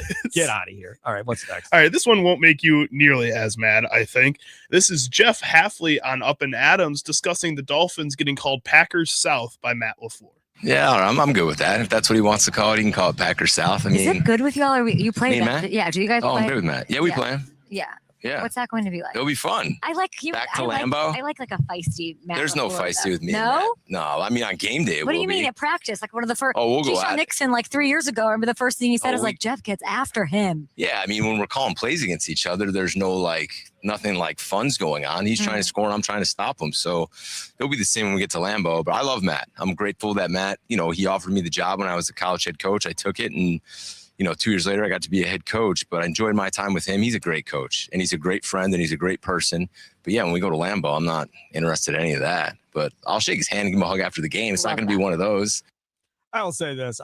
I don't think anybody's going to root against Jeff Hafley. When he plays the Packers, obviously you do. But outside of that, I don't think anybody's going to buy Dolphins gear and become a Dolphins fan because of Jeff Hafley. But hey, she just seems like such a nice laid back dude. I'm going to miss his press conferences because it was the best press conference every week was listening to Hafley break down what they're doing on defense. I hope Gannon is I'm scared so weird. I'm scared to death so of hearing Gannon. We probably will never even play. It'll be so bad, but we'll see. We'll see how we it all have to plays choose out. between him and Stenovich. No, we don't have to play either one. No. Oh, maybe Luke Getsy will get one now since he's assistant head coach. We can play that every week. Let's hope not. What's next? Next up, this is Andrew Brandt on the Ross Tucker podcast discussing refs and why they don't want to be full-time in the NFL. From the referee's point of view, why would they be full-time if the pay does not equal what they make now between NFL pay plus their full-time job? These are lawyers, they're judges, they work in aerospace. One of them works as a transportation in New York City, the MTA. I mean, they have jobs because they only work 20 weekends a year for the NFL. So, of course, they don't want to be full-time unless the NFL pays them similar to, probably less because of the amount of games, to the NBA refs and the Major League Baseball refs and the NHL refs, which they don't. So the CBA for the refs are coming up. We're talking about replacement refs already and all that. The average NFL referee makes between $200,000 and $250,000 a year. $200,000 to $250,000 a year. And like he said, and he is right, they're lawyers, they're everything. So in order to have them be full-time, you're going to have to pay them $1 million, $1.5 million a year in order to do that. And then again, I still don't think you can come up with enough stuff for them to do year-round to justify that much money. It's Wisconsin Sports Daily, live from the Wisconsin Sports Radio Network studios, powered by the Potawatomi Sportsbook. Up next, Green and Gold Update, powered by the Potawatomi Sportsbook.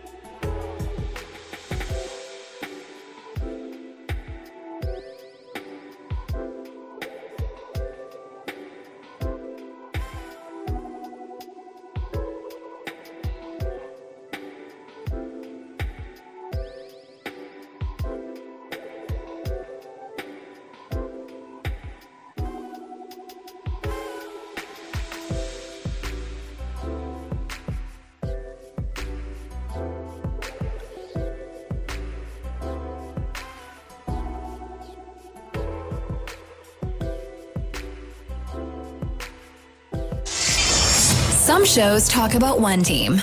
Other shows barely talk sports. This show will talk Packers, Brewers, and Bucks.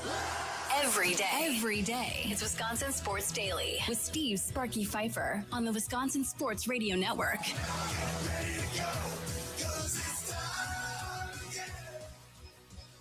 Welcome in, hour number 3 here on a Thursday. Thanks for listening today as we broadcast live from the Wisconsin Sports Radio Network studios, powered by the Potawatomi Sportsbook. We are going to get to our Grading Old update. I want to make sure, I don't want to wait till 4:40 because I got this tweeted at us from Scott on X, who quote tweeted Buster Olney's report. Connor Griffin, the guy who is getting called up by the Pirates, 9 years, $140 million. Oh, that's insane. 9 years, 140, has not seen a pitch in Major League Baseball. 9 years at 140. Madej's going to come up and get $200 million before he even touches a plate, man. That's crazy. Oh, my goodness. I mean, that is what, $15 million a year, $16 million a year. That is a pretty big deal. Now, again, if he ends up being an absolute stud, then this is a great deal. Because again, it's 9 years. Well, the first few years of this would have been his deal where he's playing on his rookie contract, so he would have been making no money, and now you're paying him all this additional money that you didn't have to pay him. And then arbitration, which by that point, if he's a stud, you're definitely paying more than $15 million in arbitration by that point, more than likely. So, yeah, you buy out a year or two of arbitration of free agency, I guess, to get to that point. $15 million a year. I mean, if he ends up being a stud, that's such a steal. It's still a good deal. It's a steal. Yeah, that's crazy. I mean, you're putting yourself in a really weird situation here if you're Pittsburgh, a team that doesn't spend that much money. Yeah, right. Good for them, well, right? It's because everybody was Pirates. telling him to sell the team, so he finally responded. Well, Nutting is actually spending money this offseason. Exactly. He's like the first owner, I feel like, that's actually responded to fan bases getting mad at him. Right. It's pretty cool. I like it. All right, Nutting. Yeah, I gotta tell you, that's pretty impressive. It really is. And if you're Paul Skeens, aren't you happy? Yeah, I think so. That they're starting to invest money? Are they going to invest money in him, though? That's the problem. So, yeah, they you're can't happy. afford him. They're happy that you're helping out, but, like, maybe he likes Pittsburgh, and maybe he's upset that they don't want to pay him that, too, even though he's worth any kind of number he puts in front of you. But, see, the other part of this is, like Bryce Terang, he's pricing himself out in Milwaukee. There's no way they can afford to pay him in, like, 4 years. There's no chance. So Skeens probably priced himself out of Pittsburgh the first year he pitched. And they're looking at Connor Griffin. They're looking at Connor Griffin and going, hey, man, we ain't even let you have a rookie year and go win rookie of the year. We're going to pay you now. And then you can ball out and go crazy and put up all-star years. And we already have you secured. And I don't got to worry about losing you. If I'm a Pirates fan, I'm excited. Well, and then maybe by that point, Connor Griffin goes, hey, I've spent my first 9 years of my career in Pittsburgh. I don't really want to leave Pittsburgh. I like Pittsburgh a lot. So maybe you kind of lock him into like Stockholm syndrome almost. That is crazy. That is some crazy stuff right there. All right, let's do this.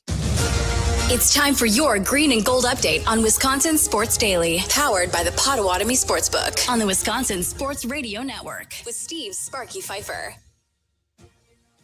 So before we get to the Packers, Ziggy texted in the Nicolay Law Talk text line. Is this what smaller market teams got to do to compete against the Dodgers? Tie up young stud players for 7 to 10 years? Yes. That's exactly what they need to do. Absolutely. And that's why getting Madej tied up sooner rather than later would be great. I have a feeling they're going to try and get to his AAA year before they do it. So my guess would be if he balls out in AA this year and ends up in AAA, that when they come back for this holdout, whatever this ends up being, this CBA deal that's going to probably miss a bunch of games next year. I love the fact that both sides are flaunting how much money they have. The players, we got however much money, 500 million or whatever else. And the owner's like, yeah, we have these many billions. We'll be okay, guys. Don't worry. We're going to outlast you. But if I'm Madej, I think I want to get this done before any negotiations get done, because I'm pretty sure all these deals are just going to get grandfathered into whatever the new thing is. So if he the goes, Brewers aren't going to have an issue with salary cap. Well, though. no, but if like, let's say the players want to add a year cap on that where the deals only stop at like 5 years or something like that. I think the bigger concern is if I'm the Brewers, the players are going to want to chop arbitration years off. So they're going to say, okay, we'll give you A, but we only want 2 years of arbitration, not 3. Or exactly, we don't want anything but 1 year of arbitration, and we want our guys to get to free agency sooner, which will completely screw the small market. And again, teams. if you get to like 5-year contract caps, then right, then the Brewers don't get to lock in them a day for 10 years, like all these other teams are doing, which I think they would want to do. And will they put a lock on deferred money being allowed to be thrown around? That's the other thing that changes a lot. So I think you want to get this deal done as soon as possible. I don't think you want to wait until next offseason. Well, we'll see what ends up happening. All right, time for a Green and Gold update. We do this every day at 4 o'clock. And I found a post that's not too serious, not hard hitting, not talking about the NFL draft per se, not talking about offseason needs and acquisitions, just something fun to do since I'm not here tomorrow and Tim is filling in. So my Easter weekend begins once I get off the air here. So I want to just do something fun for this. And I found this pretty cool tweet. And if you know this person, tell him or her, great tweet. It's from Bleed Green Pea Gold on X. And this person put up my 10 biggest what ifs in Packers franchise history in no particular order. And I told Charlie, I was like, let's do this, but let's open it up to everything. You can do your Packers biggest what if moment, obviously, but we can open this up to what's your biggest Wisconsin sports what if moments. Nicolay Law Talking text line 414-677-1250, 414-677-1250. I'll start. What if Giannis and Damian Lillard both weren't hurt a majority of their 2 years together? What if they were healthy for both of those years? What if that happened?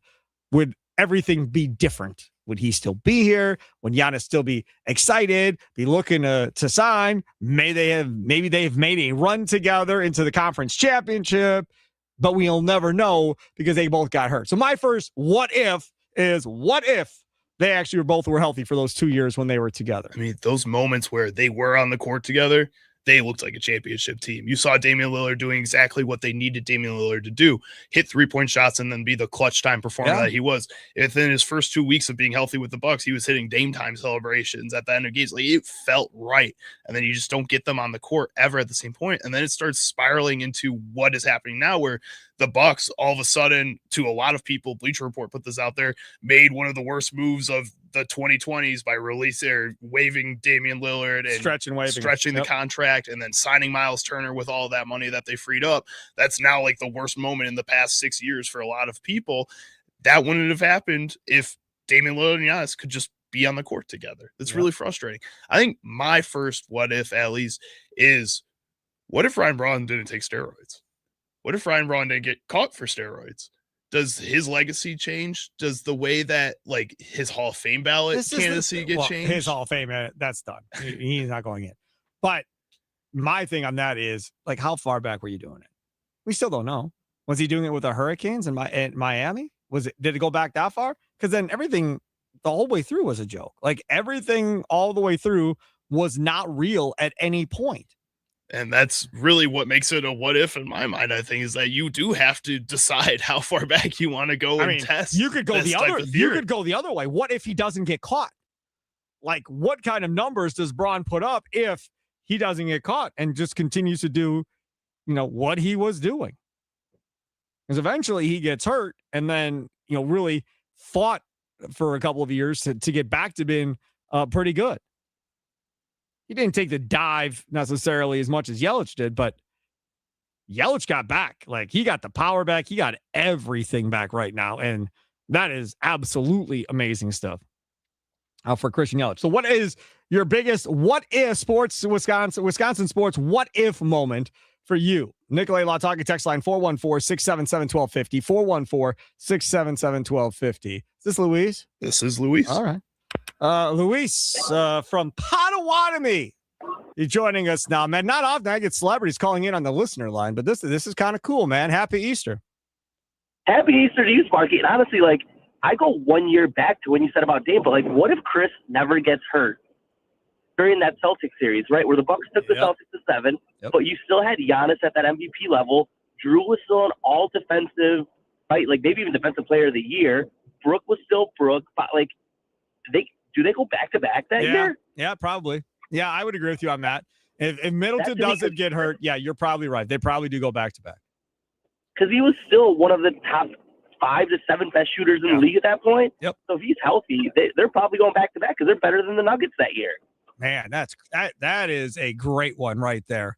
And again, that's why a lot of these what ifs that we'll talk about will reflect back to a lot of teams. Like, what if CC Sabathia signs long-term with the Brewers after getting traded and he doesn't go to the Yankees, and you have Sabathia for years with Braun and Fielder? What if that would have happened and would have had that? Thanks for the call, Luis, as always. Again, Potawatomi Sportsbook, 2,000 square foot screen. Full menu at the Potawatomi Sportsbook kitchen. Pastries, desserts, 48 beers on tap, dozen different specialty cocktails, brewer shuttles to and from the games.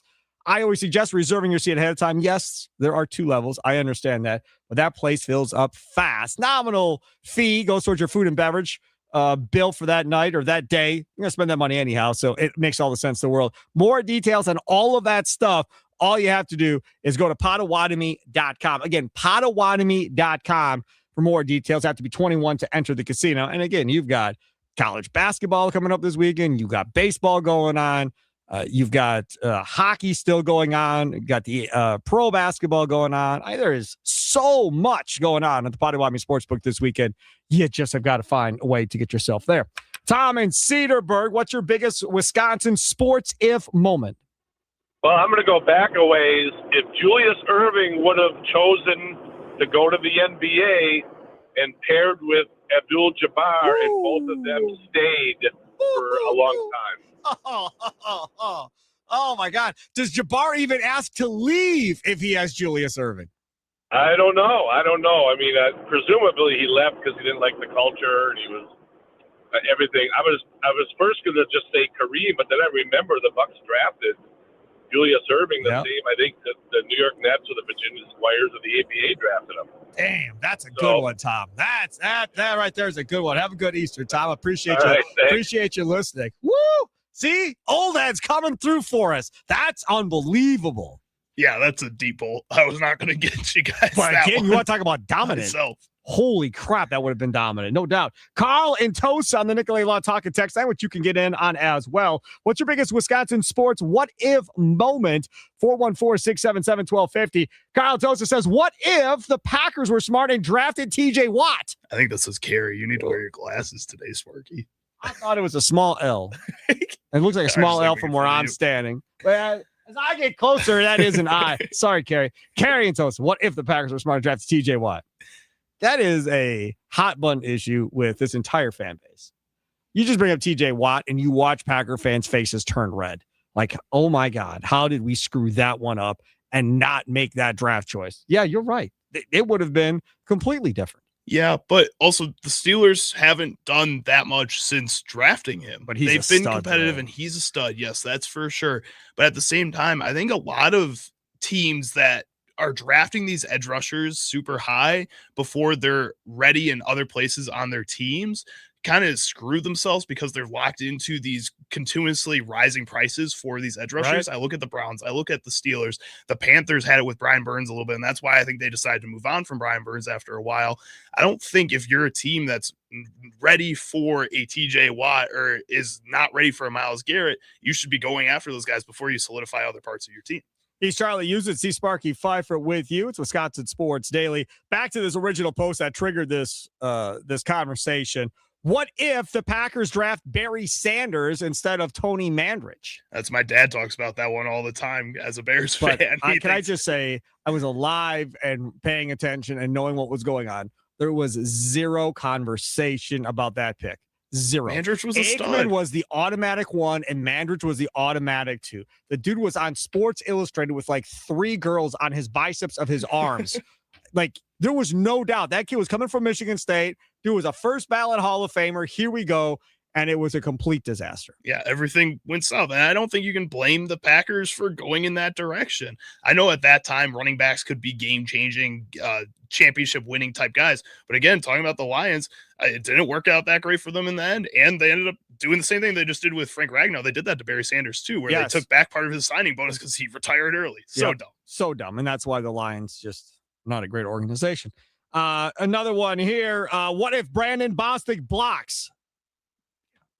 Yeah, I know. Then you don't have the fumble against the Seahawks. You go to the Super Bowl, probably win a Super Bowl. Yes, that Brandon Bostic one will always haunt people. What if Vince Lombardi never came to Green Bay? God only knows. Who knows? Would they still be in Green Bay? No clue. I mean, that one there, that's real deep. Lombardi doesn't come and turn around that franchise that was not very good and get them back on the map. Are they still even in Green Bay by the time you get to the mid to late 70s, early 80s? Probably not. I don't know. It's not a big enough city. It's kind of crazy that they kept it there. I don't know. I don't know. I'm just, I think that's a fair question. Bill in Iron River, you're next on Wisconsin Sports Daily with me, Steve Sparky Pfeiffer. What's up, Bill?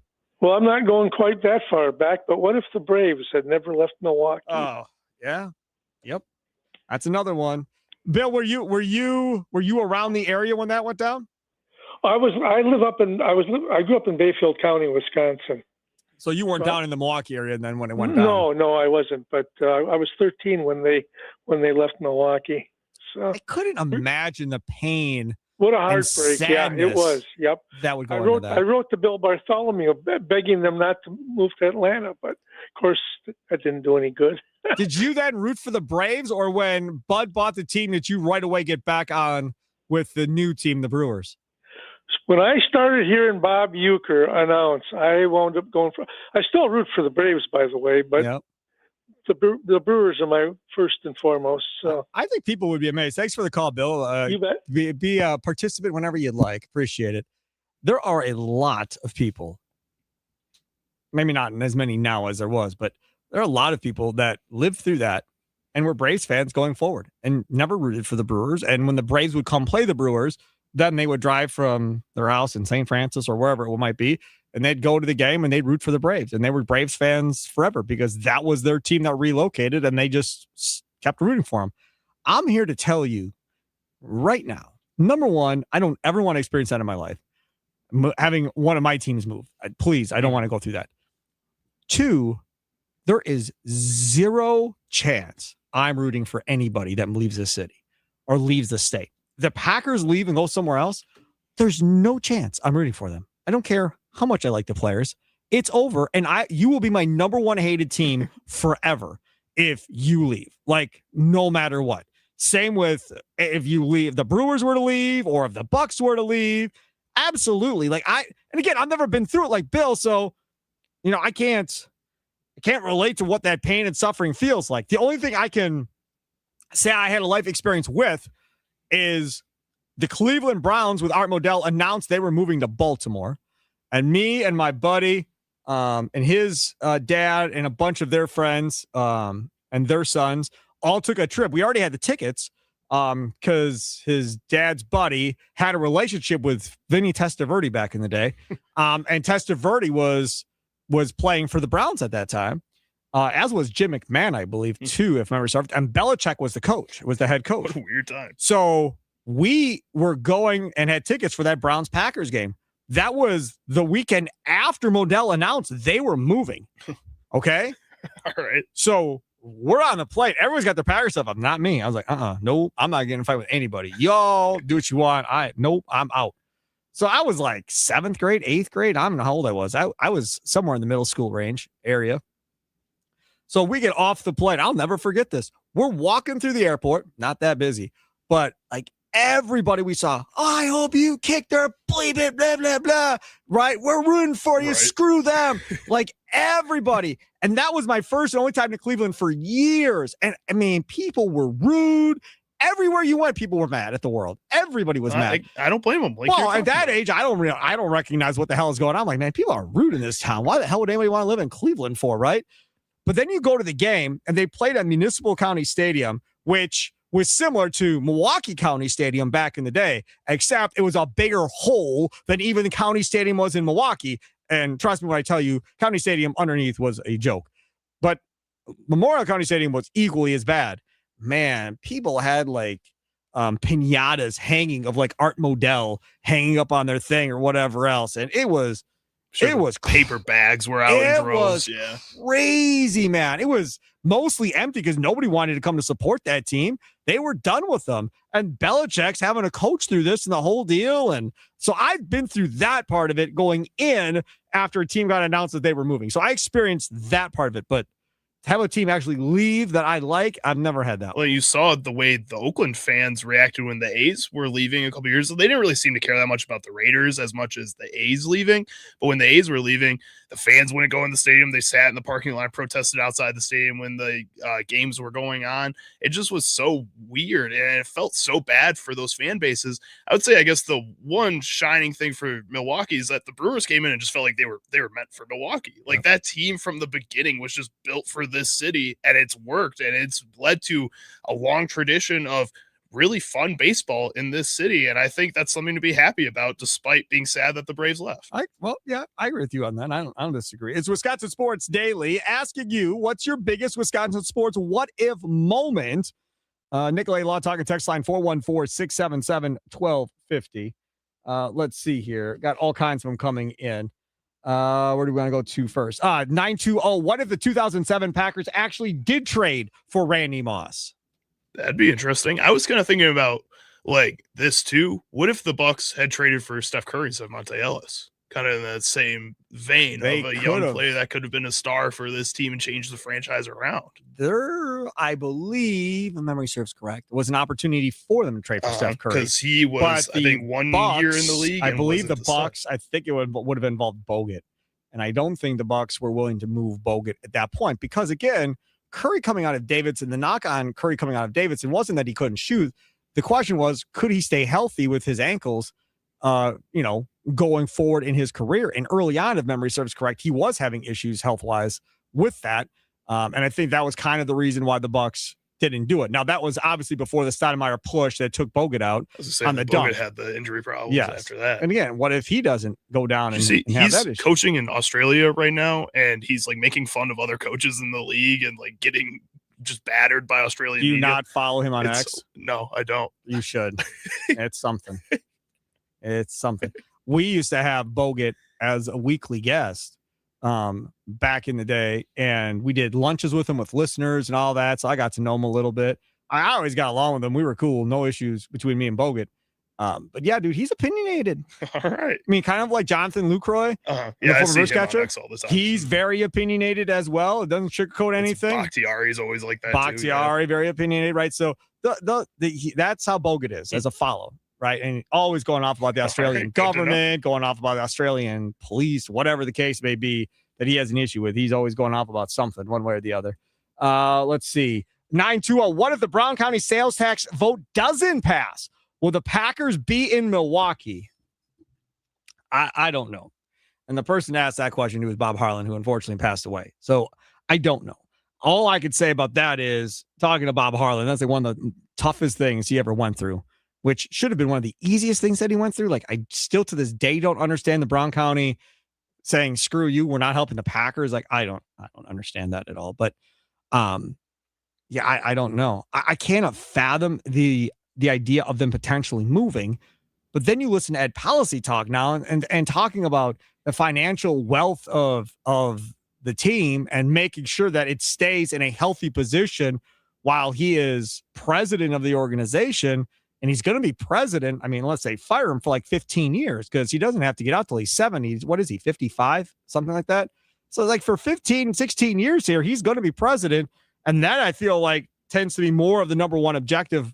As much as winning a Super Bowl is, he likes to talk about how financially that's where they really got to have their focus. Well, and that's what every professional sports team is at. That's what every college team is thinking about at this point.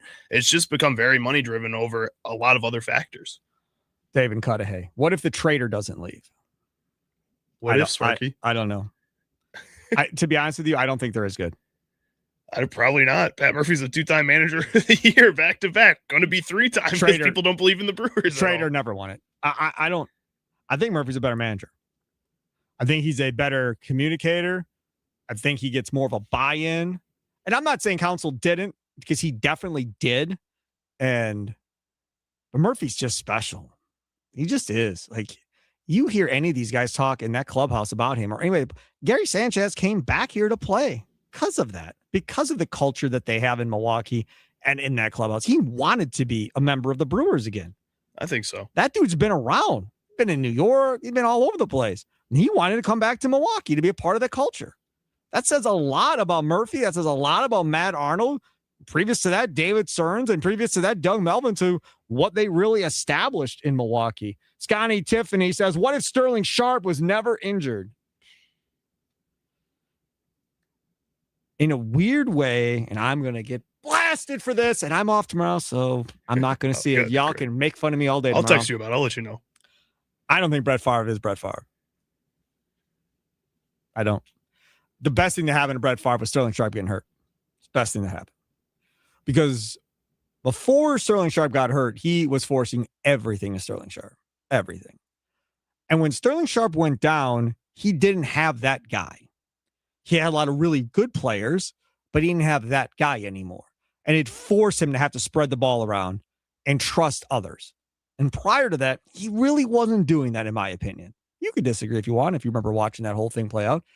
But losing Sharp, I think, actually forced Brett into becoming a better quarterback. Do you think that changed the mindset of the Green Bay Packers organization on like a number one wide receiver moving forward in general? No. You don't think that like That changed? was a long, long time ago. But still, like the I way mean, they've that had one since then. But I mean, they had Devontae. He was a true one. Jordy was a true one. They've had true ones. But Aaron and Jordan Love, before I guess those guys became those true ones, I think both started with like ragtag groups in order Not to Rodgers. Rodgers came into a ready-made wide receiving core. That is not true. They were ready-made from Brett. He never went through what Jordan Love went through. It was multiple guys. Is like they never had to be stuck with like one guy. It was always this idea that it was going to be a group of guys that were coming together to make that room what it is. And yes, Rodgers walked into a room that was more prepared, but it was a more spread out room. It was a room that was ready for a younger quarterback to come into. I have a question I'd like to do next week, I think. Okay. Based off of this one here. And we're asking again, going off of this random post that I saw on X last night. If you're asking, how the hell did we get here? Bleed Green P Gold on X did my 10 biggest what ifs in Packers franchise history. And then listed 10 of them. I was like, boy, that'd be fun to do as a sports talk conversation, obviously. And we changed it into what's your biggest Wisconsin sports what if moments. But this one comes in here on the Nicolay Law Talk at text line 414-677-1250. What if the Bucs didn't fire Coach Bud? Do you know what I'd like to do? What's that? We'll pick a player or a coach for the Brewers, Bucs, and Badgers and say, okay, if this person came back, how much better would the organization be? And I think you could do that with Bud and the Bucs, Rodgers and the Packers, and you could probably do it with the Trader and the Brewers. And make that a poll question and have that conversation. And I think of those three, I think they'd be the winner to me would be Bud. I think so, but I also think that's because that team's doing the worst right now too. Like I think just the base floor, so like it's I was talking about with some of these how guys. Bad Doc is. That's why you want Bud that back? would be the reason. I think people are happy with Murphy. People are half happy with Matt LaFleur. It's a little different. Yeah, I mean that's all part of this. How about this? What if Major League Baseball actually had a salary cap? We may have to find out in a year, so get ready. If Major League Baseball had a salary cap and you chopped $100 million off the top and raised that floor to like 140, and the Brewers are sitting at like 124, 125. So you say, okay, you've got to spend another $15 million, and the Dodgers you take from like 350 to like 200. And that floor is like 140 to 200 or something like that. Or even if it's 140 to 240 or something like that. All of a sudden now, the Brewers have a legitimate chance to win a World Series. In my opinion, at least. I mean, now you have a legitimate chance to win a World Series. Kyle, north side of Milwaukee, you're next on Wisconsin Sports Daily with me, Steve Sparky Pfeiffer. What's up, Kyle? Yeah, what if the refs called the game the way they called it in the first half and give the Badgers the win over Duke? Ooh, yes, sir. That's a good one. Remember the Harrison twins? I can't stand those dudes. I still can't stand those dudes from that basketball game. My God almighty. Kyle, thanks for the call. Yeah, that's a good one. They definitely called it differently in the second half of that game. 100%. And the Harrison twins, what are they even doing now? They're not in the NBA. They were for a little while, or the one of them was. The other one wasn't doing very good. You look them up. See if maybe they're playing overseas. Trell, North Side, you're next on Wisconsin Sports Daily. What's up, Trell? Hey, what's going on, Sparky? How are you? So I'm doing good. How are you? Let's do some what if. Let's do what if Glenn Robinson Game 5 championship series little jump shot, push shot goes in. What if they don't suspend Scott Williams for Game 6? Yeah, correct. What if I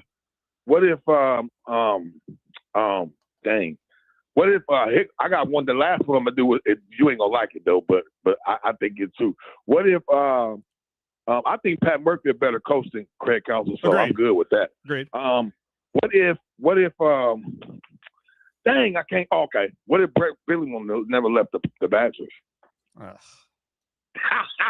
was gonna say you're gonna make him throw up with that. Such a jerk. Hey, Sparky, man, it's Easter on Sunday. Why can't you be nice to me on the way out?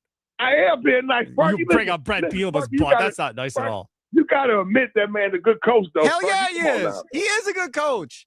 No question. Look what he's doing in Illinois. He just can't coach in the SEC. But yeah, great coach. I agree with you, Trell. Yeah. I'll say this. Brett Bielema is a better coach than Paul Chris. He's a better coach than Luke Fickell. He's a better coach than Gary Anderson. He is. I mean, after Brett Bielema, they have not had as good of a coach as Brett Bielema since Brett Bielema, in my opinion. Yeah, I agree. And again, Chris was nice. I just don't think he was as good of a recruiter as Bielema was either. Thanks for the call. I think their staffs developed pretty good under Paul Chris. It felt like Bielema was a better recruiter. Now, we can go back and look at recruiting rankings and find out Sparky is wrong. But from my memory, at least, I felt like they did a better job of recruiting, especially skill players. I think Bielema just almost had more of a vision and had this goal that he always wanted to set with his recruiting class as well. Chris was more willing, I think, to bend to the guys that were available to him and change the offense, change the defense around those guys. Let's talk a little bit about the Badgers recruiting currently, because times are a-changing for Luke Fickell. I never thought I'd live to see the day, I tell you. That's next. It's Wisconsin Sports Daily, live from the Wisconsin Sports Radio Network studios, powered by the Potawatomi Sportsbook. Sparky here.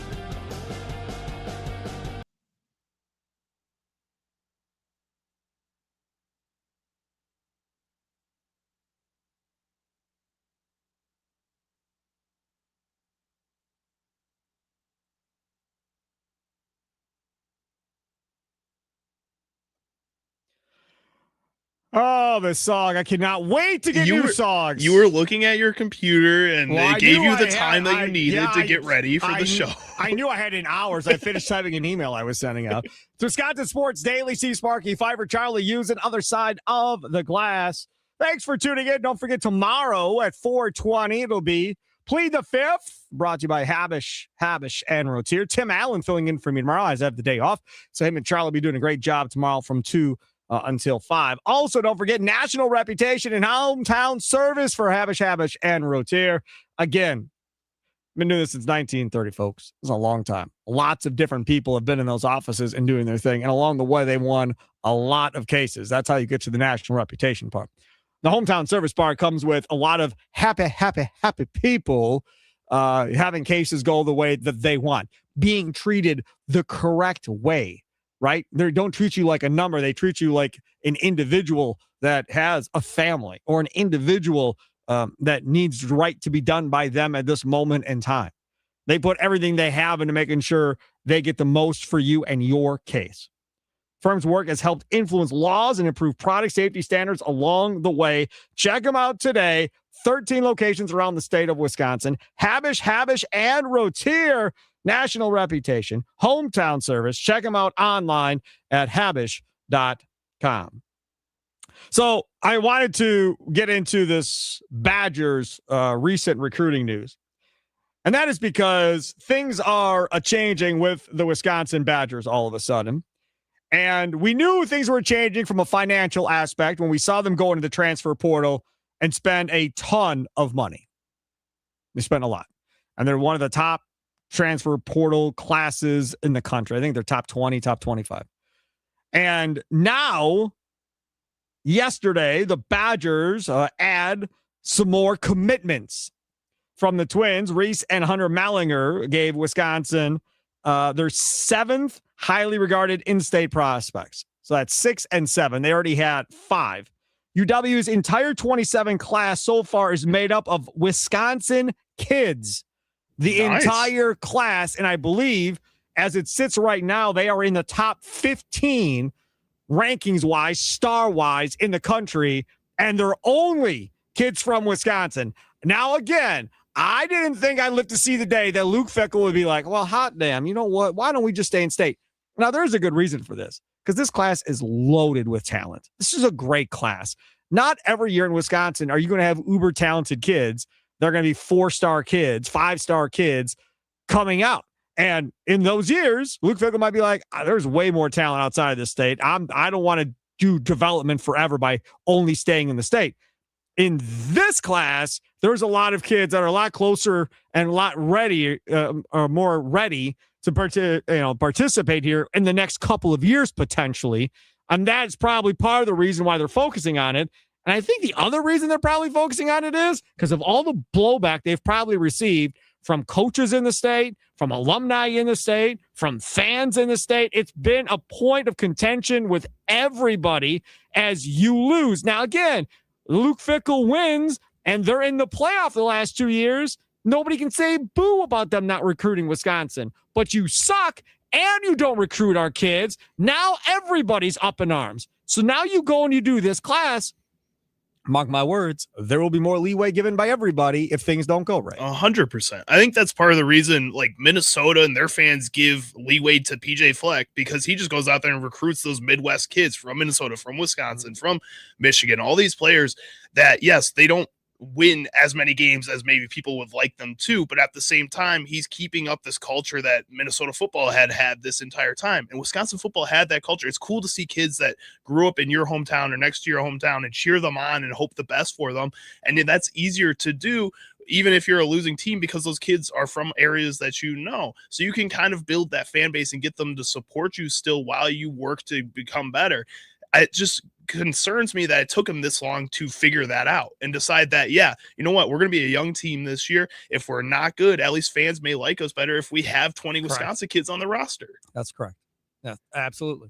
And again, if you're going to live and die, you might as well live and die with the people in your own backyard, especially if there's a bunch of talented offensive linemen that can help protect the running quarterback. backs, all these guys that are just built in Wisconsin, defensive linemen, linebackers. You find those guys all over the state of Wisconsin too. You have that ability to recruit in this state. And yes, those guys may not be the 2-star guys, but 2 years ago, you just needed anybody to be in this locker room willing to play for this Wisconsin Badgers team. And those Wisconsin kids want to play for this Wisconsin Badgers team. He really has had a remarkable offseason. And you hope that it translates. You hope the quarterback that you got works out, Colton Joseph. You hope that works. You hope that Grimes has a better year with this offense than he had last year, because it was pathetic last year. So hopefully that takes a major step forward. Defensively, I think they'll be okay with Tressel. I don't have major issues with Tressel. A lot of their young players that were getting minutes at the end of the season last year are still on this roster. Right. Your 2 linebackers in the middle are studs, right? And they didn't go anywhere. And you keep those guys, you feel good about the defense. They've overhauled the entire defensive line again. So you'll have more guys that can potentially have impact up there in the front 7, which is something they needed to improve as well. All right, coming up next, we'll get to Things Sparky Miss, brought to you by the Milwaukee Admirals. It's Wisconsin Sports Daily, live from the Wisconsin Sports Radio Network studios, powered by the Potawatomi Sportsbook. Sparky here.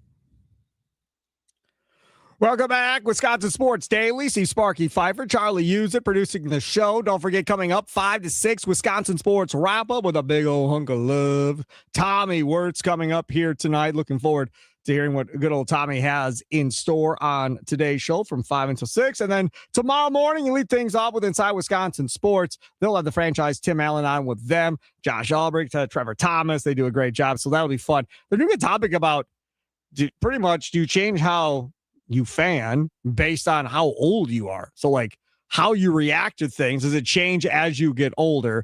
I'm not going to be on the show, but I'll tell you, yeah, I've definitely changed over the course of time. No question. I believe it. I've definitely changed. Hey, anybody that knows me will tell you I've definitely changed. I'm a lot softer now than I was. 110 to 90, basically. I'm a lot softer. Yeah. I run into people that used to listen to me back in the day, like, dude, you went soft, man. I can't listen to you anymore. You're so soft. You used to be much harder on these guys. Yeah, probably right. What story did Sparky miss talking about today on Wisconsin Sports Daily? Don't you worry. Sparky's got you covered now. Don't miss Milwaukee Admirals hockey this season. Don't just buy tickets. Invest in memories at MilwaukeeAdmirals.com.